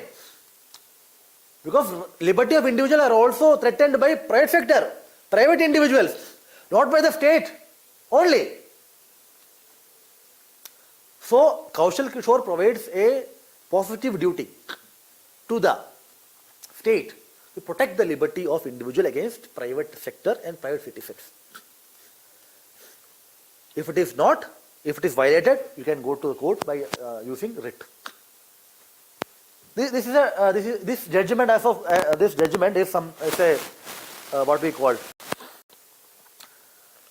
combination of multiple issues. This judgment is not only focusing on only one. There are multiple areas, multiple issues. I think I have explained. I will rush, right? Almost 7:45. There are 3 topics left. One is EVM. I'll take, it is very easy to study this. What is that? Remote voting machine, RVM, na? So the Election Commission of India recently came out with this idea of remote voting. Especially remote voting for domestic migrants. किसके लिए है? Domestic migrants. According to the Election Commission, migrants are not able to vote in election because of their migratory status. Because a migrant either has to go to the original constituency to vote or should change the status of voter in the place of residence. Then only he can or she can. But 2019 election, 30 crore people who are eligible to vote did not vote. According to Election Commission, majority of these 30 crore people are migrants. Domestic means internal. So 91 crore people who were eligible to vote. Out of this, 30 crore people did not vote, almost 1/3. So 1/3 people are not voting. And 1/3 people, Election Commission says, significant proportion of the 1/3 belong to domestic migrants. So, electoral democracy is what? Non-participative. Democracy requires election. Electoral democracy is one of the primary requirement for democracy. So election should be inclusive, participative. Significant chunk of citizens are not voting because of their migratory status. Most of them are poor people. They cannot go back to their constituency. If they go back, what will happen? Job, finance, everything will be impacted. So they are not going. Not only that, they are not able to change their status of voter in their place of residence. Because the voter registration system in the metros especially is very complex. A migrant worker, if he or she wants to change the place of domicile or the status of voter, this has to be gone through. The voting registration system is very complex, very taxing, which acts as a disincentive for the migrant to change the status of voter. Not only that, the migrant has a connection. What kind of connection? Cultural connection, emotional connection with the constituency. So the person would not want to change the status. So there are multiple hurdles, multiple challenges, because of which the migrants are excluded from the democratic process. So the Election Commission of India said that we have a solution, and the solution is this: remote voting machine. A remote voting machine means a modified version of the electronic voting machine, which will provide opportunity for migrants to vote from the place of their work or place of residence.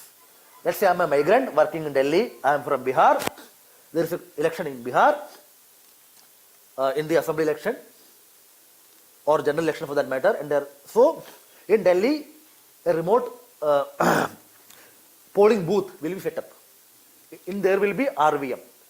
The migrants who are registered in the RVM process can go to the polling booth and vote. Every RVM will have 74 constituencies, which means migrants belonging to 74 constituencies can vote by using one RVM. Matlab Delhi. In Delhi, there are migrants from UP and Bihar. And these migrants belong to 50 constituencies. So 50 constituencies will be accommodated in the one RVM. RVM will record your vote. It will also count your vote. It will also provide a display. We have provided a wonderful article has been made on this. We have provided a lot of details. But these details are not important as such. You understand that, what exactly it is. Right? Because nobody is going to ask the nitty-gritty of this. Kitna unit hai, kya function hai, no. But keep in mind, this VVPAT is part of RVM. That is given. Because EVM has this VVPAT, voter verified paper audit trail. Similarly, RVM also has. So this can be a question. While EVM has VVPAT, RVM does not have. Wrong statement. 74 constituencies, yes. Pre-registration, yes, etc. It's a standalone instrument. As we are speaking, 15th January, today is the day when political parties have been invited by the ECI to discuss, demonstrate the RVM. So this is an evolving issue. Keep tab of the newspaper and see the issue, how it evolves. Right? So this is a novel, innovative approach by the Election Commission of India to provide a participatory voting process, or to put it differently, to address democratic deficit or to address citizenship deficit. Because people are voting, democracy will improve, citizenship. Migrants are citizens of this country. They are not able to part of the electoral process. So they are not able to exercise their right, citizenship right. Because of the capacity for migrants to vote through RVM, it can change the way migrants are seen in the electoral arena. The political parties will have more focus upon the issues of migrants. They will include the issues and concerns and welfare of migrants in the manifesto. Migrants as such will become an important vote block. It will also have some implication for the parties, because in Bihar there is a party, regional party, and regional party is strong in there, but it might not be strong in Kerala or let's say Tamil Nadu. So the migrants there will vote from there, but it cannot carry out electioneering in Tamil Nadu. But national party can do that. National parties have significant presence everywhere. So they will be benefited through this. Because studies have shown that migrants have preference to national parties. Generally they vote for national parties. And especially national parties have presence in these areas, they can utilize this migrant vote block. That is the reason the regional parties are not very much keen about this EVM. Regional parties have said that, okay, we will come to this meeting, but we are not very much sure about this. And in fact, they have not accepted this. One political party, one national political party said that before attempting to do with RVM, etc., the Election Commission of India should focus upon the concerns of EVM and also the integrity of election process. The independence of Election Commission of India has been questioned. It is alleged that the Election Commission is pro-executive. So if the integrity of electoral process is already in question and you are coming out something called RVM, which is only not tested, which is only prototype, which requires lot of changes in the electoral law, administration, technology, etc., etc., the chances for breach of the integrity of election, the chance of security breach, compromising RVM is very high. There are questions being raised with respect to EVM. Now, you are coming out with RVM. Technology and democracy are not, what do we say? Technology cannot replace democracy. There are multiple ways of including migrants. This is one way of, one political party said that, national political party said, which is in the opposition, which said that this is what our concern. We are not going to attend the meeting. There are multiple other challenges, like what guarantee is that this RVM, which work better in demonstration, will work the same in actual polling? Because actual polling is in the real environment. The demonstration is in the controlled environment. There is no guarantee as such. In fact, this RVM is not an accepted way of voting in the developed economies or the developed societies. It was Estonia, one country which has used this remote voting. It has not increased the voter turnout. RVM is to increase the turnout. One country which has used Estonia, there has not been improvement in voter turnout. Election Commission of India does not have any data. What is the extent of migrants in India? What is the extent of internal migrants in India? And the question is, who is a migrant? How will you define a migrant? A migrant, if a person is out of his district, is he a migrant? Out of state, is he a migrant? Out of constituency, is he a migrant? Out of the constituency for 1 week, 1 month, 1 year, migrant? Who is a migrant? How will you define a migrant? The RVM has technological, administrative challenges. And also it requires various changes in the law. We have provided that. RPA 50, 51, electoral, etc., etc. Law needs to be changed. It will require time. Administration has to be geared for this. A different polling booth will set up RVM. So the administration, the district returning officer, etc., they should be trained. The political party should set up their agents there. Bihar political party cannot set up their agent here in Tamil Nadu. And when you are voting here, how will you add the vote in the constituency? You are saying this is standalone, not connected with anybody, anything. So how will you, ultimately these votes are registered here in that sense. It will be added, consolidated. Who will do that? How will it be done? What if there is discrepancy? How will you ensure? Sir, why migrants will vote if they have no interest in their homeland? The main concern is this. Why I will vote for Jammu and Kashmir if I am here and they are what is permanent migrant, na? They are temporary migrant. For more than 6 months, everyone is a permanent migrant.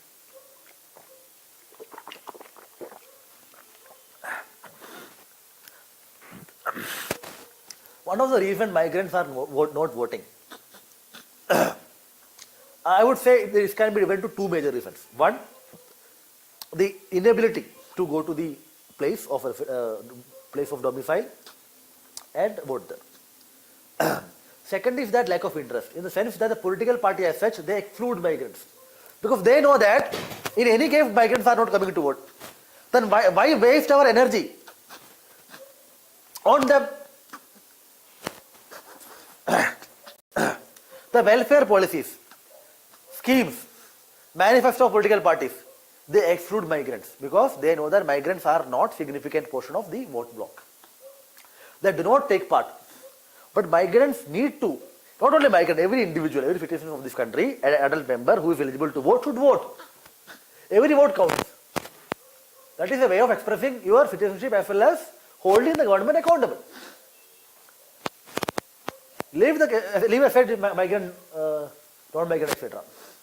Studies have shown that it is not because of migrants. The middle class of this country are not interested in voting. Many urban constituencies in metros are having lesser turnout, not because of migrants not voting, but the people are not voting there. There is no direct linkage. That it is because of migrants that voting percentage is this much. 30 crore. How much is migrant? No data is available. Simply say significant. How much significant? What data you have? You are bringing such a huge change in the electoral system. You should have conducted proper studies and etc. They might have. They might discuss with the political parties. Migrants should be given opportunities to vote. No doubt about that. Every individual should be given the opportunity. That is the only weapon that poor individual has in this country to influence government and governance. Migrant having interest to vote will have influence on the governance of the country. The political party will say, okay, these people are voting, so I have to cater for them. I have to devise policy for helping them.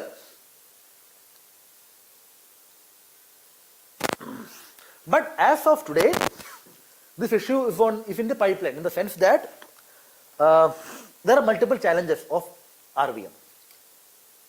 One basic challenge is acceptance of political parties. And not only that, are political parties only the stakeholders in the electoral democracy? Election Commission of India only invited political parties.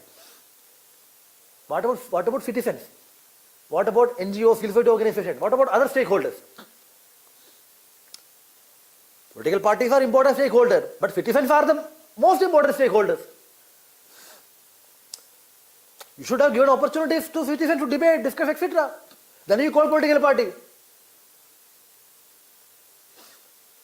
The Election Commission of India says, political party agrees, then we will have changes in electoral law, etc., etc. The ruling party at the center is happy with that.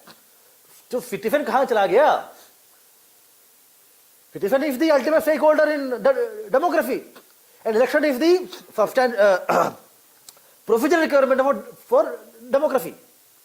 Free and fair election is required. Citizens are the stakeholders.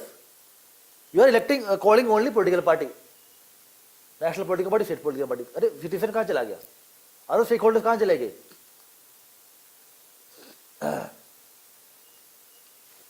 But again, we would conclude this discussion saying that remote voting facility or remote voting machine for migrants is a good step by the Election Commission of India to broad-based democracy, to address the problem of citizen deficit and reduce democratic deficit, democracy deficit.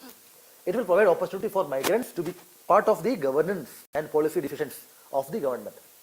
It will make the electoral democracy more inclusive and participative. However, the legal, administrative, technological and other challenges with respect to the RVM should also be addressed.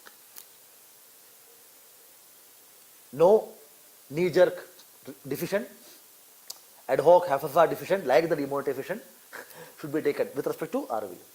Because technology is something which can be misused, exploited for helping one particular group of people. Ultimately, technology is made by people. So people can control technology. Because there are issues related with the integrity of election process and the independence of Election Commission of India, Election Commission of India should simultaneously also address other challenges also in order to make democracy inclusive, participatory, etc., etc. Next. Next क्या है? E-tal. Very easy.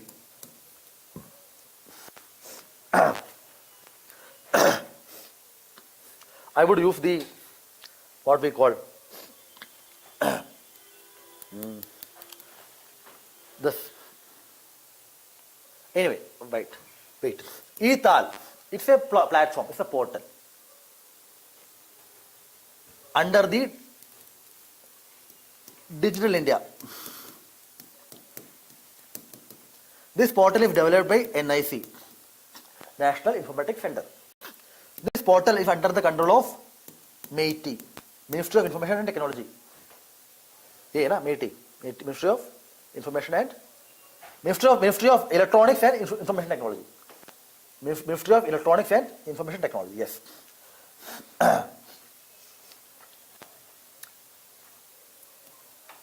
क्या करता है ये? What the function of this ETAL? It's an aggregator. Aggregator means consolidates the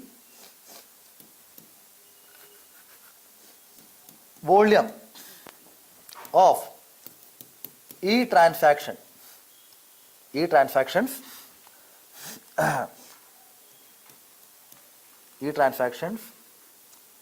from central, state, district and local bodies.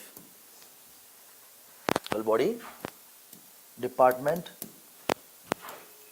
agencies, etc.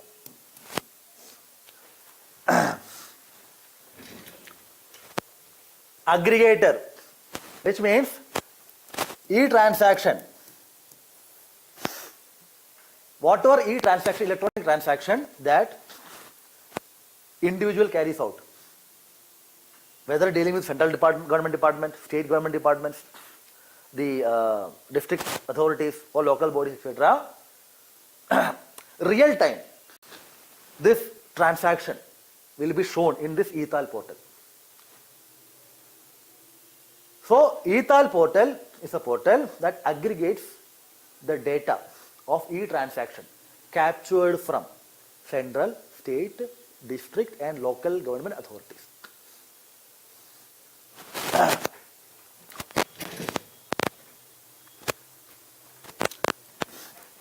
क्या फायदा है इसका? क्या फायदा है? Benefits,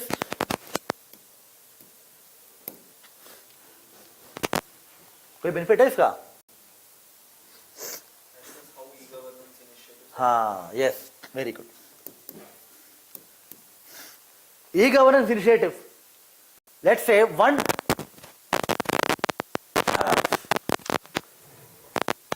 transaction under this or one service given by the one central government department to individual is this. What is that? PM Kisan. PM Kisan under this कितना पैसा देगा? 2000 per month, per 2 years, कितने? Per quarter, yes. So, how many people enrolled in PM Kisan? How many transactions have been done? At what time it has been done? From where it has been done? Will be available in the ministry. कौन सा ministry है? Ministry of Finance, Ministry of Finance or Agriculture? Agriculture. Agriculture can see this. Similarly, water scheme, like this, क्या है वो? UPI वाला, financial inclusion. Health, National Digital Health Mission, Ayushman Bharat, etc., etc. All the e-governance initiative of the government through which services are provided to individuals will be available here. तो एक scheme government लेके आया, e-governance promote करने की कोशिश की, उसका impact क्या है, आउटकम क्या है? The decision makers can see that, district magistrate can see, CM can see, chief minister can see, PM can see, CM, the ministers can also C. It will help in decision making. Let's say the target of PM Kisan is, let's say, in this particular quarter, we have to disperse the money to 10 crore people. This is the target. But according to ETAL, is saying only 5 crore हुआ है. So something कोई issue है. So corrective action can be taken. It will अच्छा अगर चल रहा है तो we can replicate the same decision. Efficiency will improve. Effectiveness will improve. Decision making will improve. Corrective action can be taken real time. And this integrate all the data. So this is also an example of integration of intergovernmental levels, local body, district, etc., etc. Not only that, this also has business wala, B2C. That is, business to citizen services are also included here. Let's say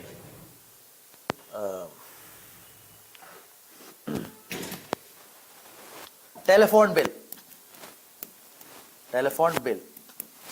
to Tata Telecom.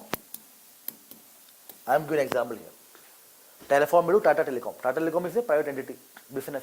Citizen, मेरे पास है, तो I will pay. This is integrated here in this.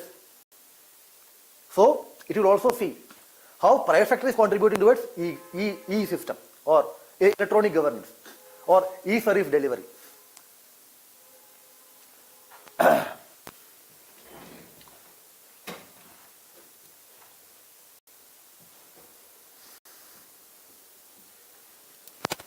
Which page it is?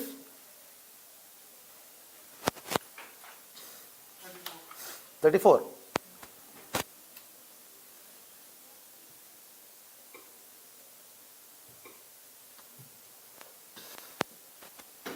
हाँ,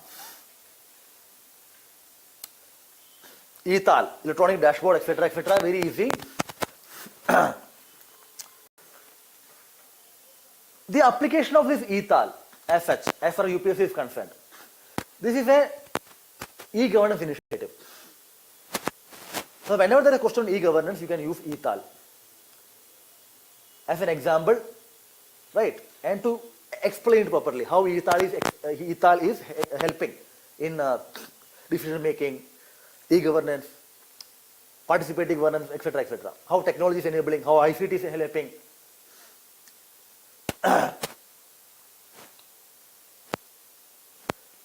And there are few other examples within e-governance, which means there are multiple services which the government is providing. This common service center, CSC, which are also part of this e-tal. So how CSCs are functioning, how many transactions are being carried out there. 5.49 lakh common services are a very huge number. For Digital India, government is taking steps.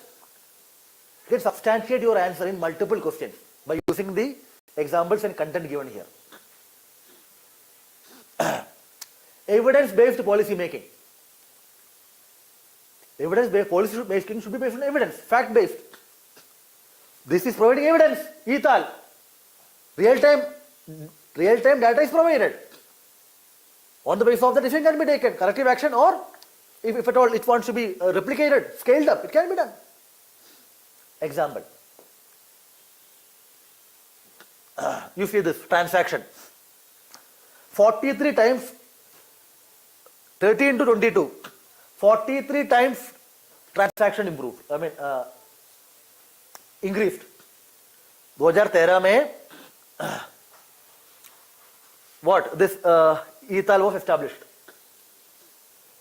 2022. Now, 43 times this e-transaction improved, which shows the huge quantum leap in electronic transaction and e-governance.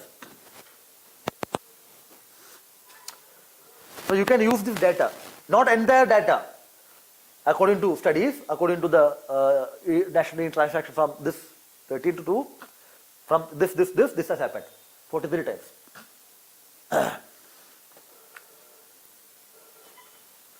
Growth in e-transaction, majorly DBT. DBT has huge significance. 2022 mains examination, GS. DBT, there was a question on DBT. DBT अच्छा है, बुरा है, क्या फायदा, all those things. So you have to write such answer. You need facts. Governance questions require facts, proper facts to answer. Because governance question are general question as such. You need to provide facts. Facts are here as far as e-governance is concerned.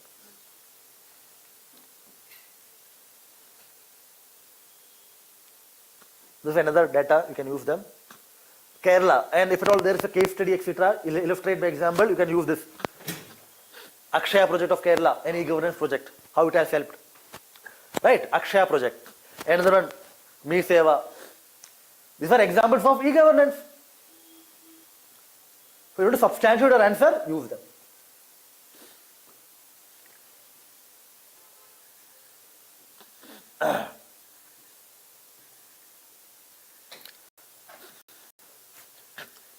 This is also part of maximum government and minimum government, maximum governance and minimum government.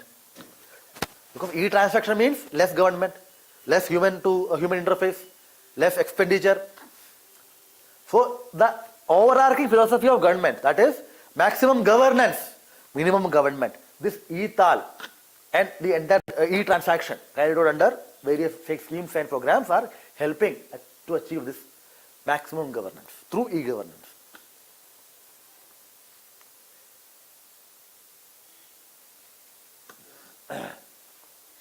This is something which not only deal with e-tal, this is also dealing with Digital India. Digital India when government 2015, 7 साल. So if there is a question on Digital India, what was the outcome, how it has fared, etc., use this content. Challenges, yes. E-governance challenges, use them. We have used e-tal to tell you about e-governance. It has multiple implications, multiple explanation, multiple application. Way forward something, yes. But I want to tell you another important thing here. After that we'll go to the next. What is the time? 8:15. E-governance require 5 important elements. 5 important elements. Circle है, ठीक है. सबसे पहले क्या होना चाहिए?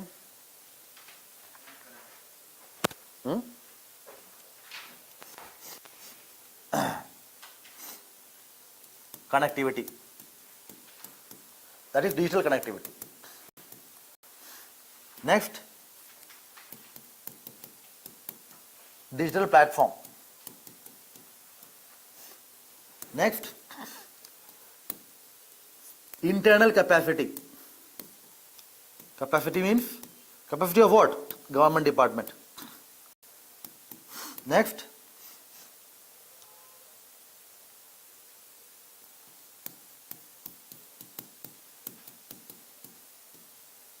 institutions. Next, citizens, digital participation.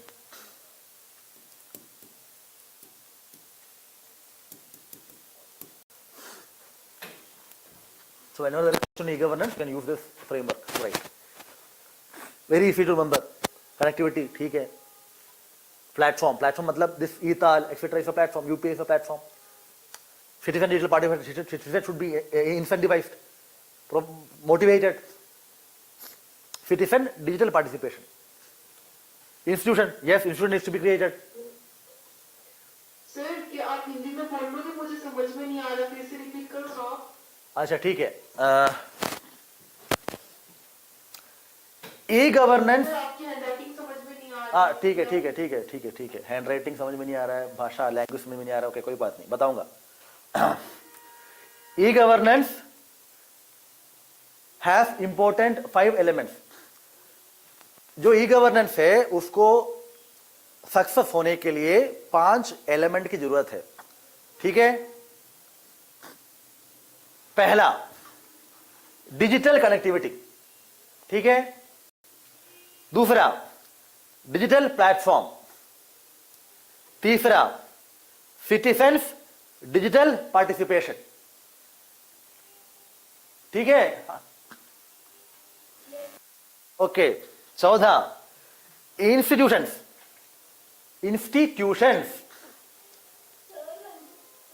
Third one, citizens digital participation. Even after attending what we call a handwriting improvement program, my handwriting has not been improved. Anyway, now that you have become habituated with my writing, isn't it? Anyway, citizens, digital participation. Okay? Yes, sir. Fourth one, institutions. Fifth one, internal capacity of government department. ठीक है. कहने का मतलब है connectivity होनी चाहिए बिल्कुल. Platform होनी चाहिए. Platform like eTaal, UP etcetera. Without platform how this can be done, कैसे होगा?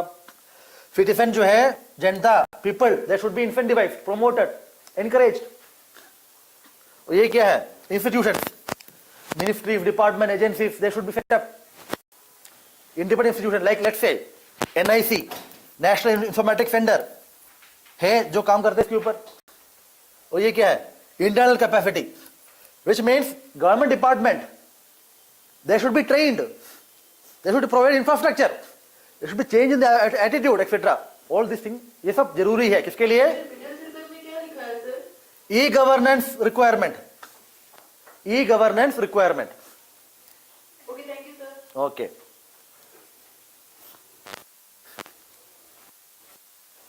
ठीक है, last one,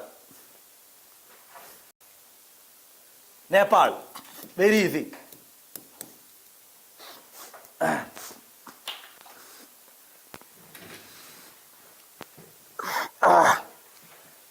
Recently, election happened in Nepal.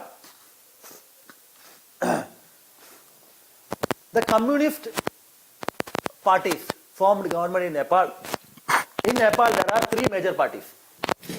Nepal, three major party. कौन कौन सा है? नेपाली कांग्रेस. जैसे इंडिया में इंडियन नेशनल कांग्रेस है, नेपाल में कांग्रेस है. ठीक है. और दूसरा कौन सा है? CPN, stand for communist party of Nepal. पूरा नहीं लिखूंगा. Communist party of Nepal, Maoist. क्या स्पेलिंग है? MO, माओ, MAO, ये ना. CPN, Maoist centre. तीसरा है CPN UML, communist party of Nepal unified Marxist Leninist. नाम याद रखना जरूरी नहीं है, but keep it in mind. There are three major parties. ये कम्युनिस्ट है पूरा, ये अलग है. तो आज का इलेक्शन में, आज का नहीं, रिसेंटली इलेक्शन में कौन जीता, कौन गवर्नमेंट बनाया? ये लोग. So communist government in Nepal. The Prime Minister of Nepal, who heads the communist government, is Pushpa Kamal Dahal, also known as Prajanta. क्या नाम है उनका दूसरा नाम? प्रजंटा. Communist Party of Nepal, whether it is this party or this, historically has closer ties with China. Because China is held to be communist party, Chinese communist party. This is also communist party. So whenever there has been communist government in Nepal, Nepal went closer to China. Whenever Nepal goes closer to China, it moves away from India. India has economic, strategic interest in Nepal. India-Nepal history or relation dates back to time immemorial. Even after the independence, we entered into treaties with Nepal, etc., etc. So India and Nepal has wide-ranging, deep-rooted relation, which cut across religion, culture, history, etc. It is said that India and Nepal has roti or beti ka rishta. It is held that India and Nepal are lodged into each other's intestine. मतलब इतना close है दोनों, इसलिए India और नेपाल के बीच में open border है. और Nepali citizen are treated as Indian citizen in India. But जब जब नेपाल के अंदर कम्युनिस्ट पार्टी का गवर्नमेंट आया है, तब तब नेपाल जो गवर्नमेंट का फॉरेन पॉलिसी रहा है वो प्रो चाइनीज रहा है. This Prachanda and party came into power 2008. पहला, when Prajanta came to power in 2008, he took lot of pro-China policy. Because सबसे पहला इनका विजिट प्राइम मिनिस्टर होने के बाद कहाँ चला गया था ये? China. Generally, whenever a new prime minister takes oath, the first visit is India. But कहाँ चला गया? China. Not only that, later also the Prajanta-led government, communist government in Nepal, took such stance against India. In 2018 to 21, this period was also communist-led government. not by Prachanda, but another person known as KP Oli. This was the period in which a different map was constructed by Nepal, showing Kalapani as part of Nepal's territory. It also amended the constitution. There was strong anti-India sentiment in Nepali people during this period. It was felt that China has been instigating or helping the communist government in Nepal. Nepal has become part of OBOR, One Belt, One Road. So, Nepal during this period has taken such steps, foreign policy actions, which were against the interest of India. An anti-India sentiment was created. Nepal has been increasingly getting into the fold of Chinese arms. Whether it is defense, whether it is development, whether it is connectivity, Nepal was increasingly going towards Chinese interest. In fact, Chinese interests are being served by Nepal. And Nepal going towards China will have implication to India's security. India wants the neighborhood of India should be the countries in India's neighborhood should have their independent foreign policy, but those foreign policy should not be against the interest of India. Many action that is been taken by Nepal is violating or against the interest of India. So the question we are asking here is, Prachanda is Communist Party leader. Communist government is in Nepal. Whenever there was communist government in Nepal, Nepal moved towards China. Whenever there is non-communist government in Nepal, it was happy for India. But now there is a coming back of a communist government led by a former Maoist leader, Prachanda, who is known for taking an anti-India stance and pro-China stance. Whether India's interest in Nepal will be compromised or not. That is the question. This question will be answered in the what? In the coming days. Because the foreign policy, it will be evolved, it will be seen. So we are asking question in advance. But one point of view is that, there are 2 points of view here. One point of view is that, yes, history suggests that it is pro-China and it is going. In fact, after taking oath of the Prime Minister by this individual, he went to the inauguration of a Chinese-built airport. China has built an airport in where? Nepal, known as कहाँ पे ये airport है? Pokhara. Yeah, Pokhara, whatever that may be. This was built by China, not inaugurated. The first thing Prachanda did was going to inaugurate this. And not only that, also meeting Chinese delegation. Not only that, trying to revive a connectivity project, rail link, etc., etc.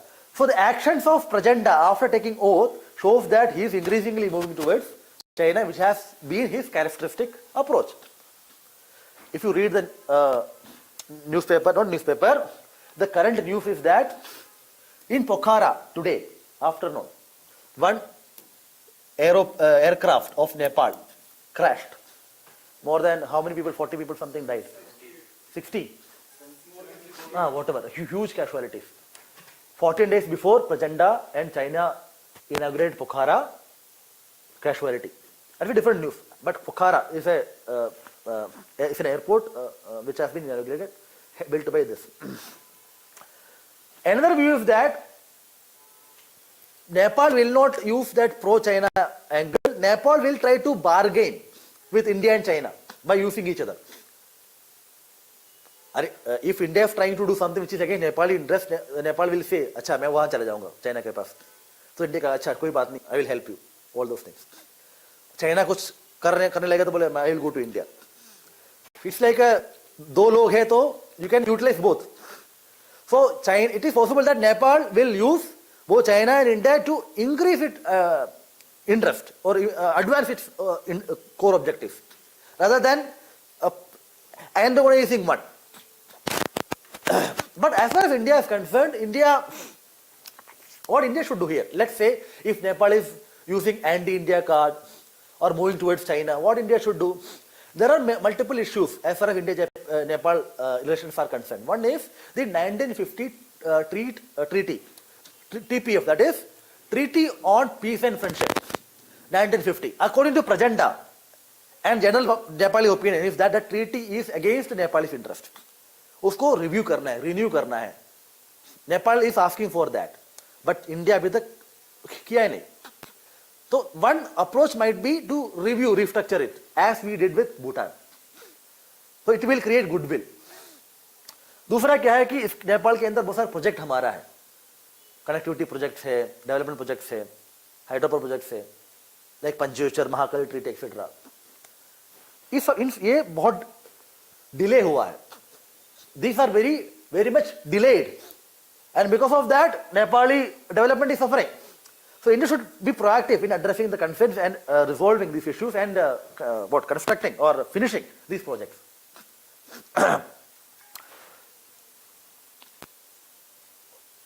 दूसरा क्या है कि Agniveer, Nepali citizens, they form a significant part of Indian army, especially the Gorkha.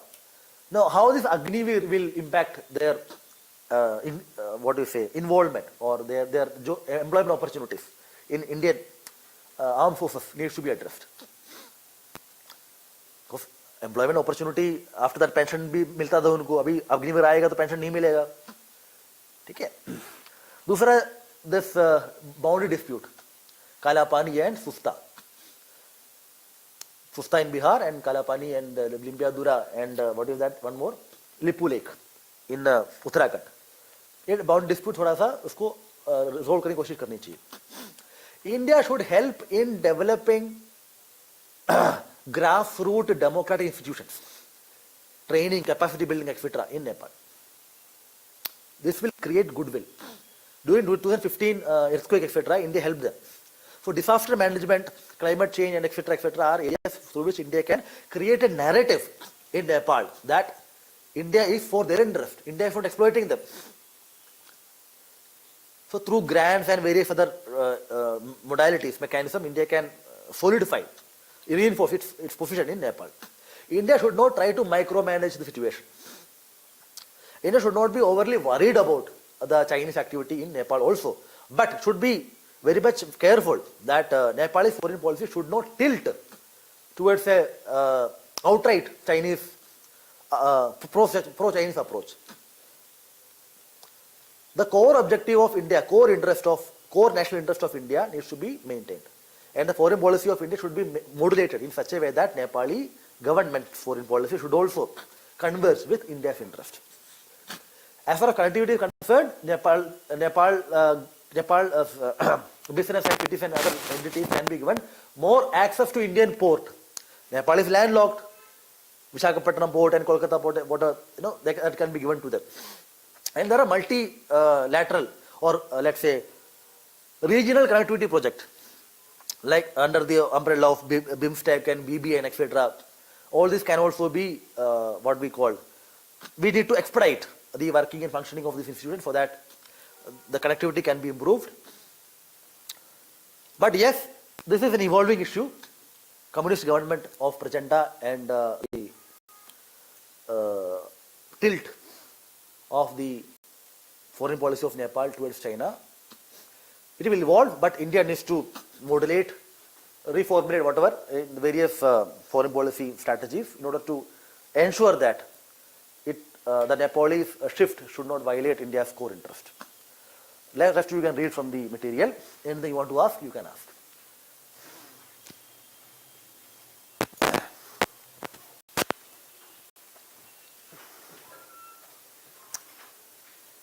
Online students, anything you want to ask?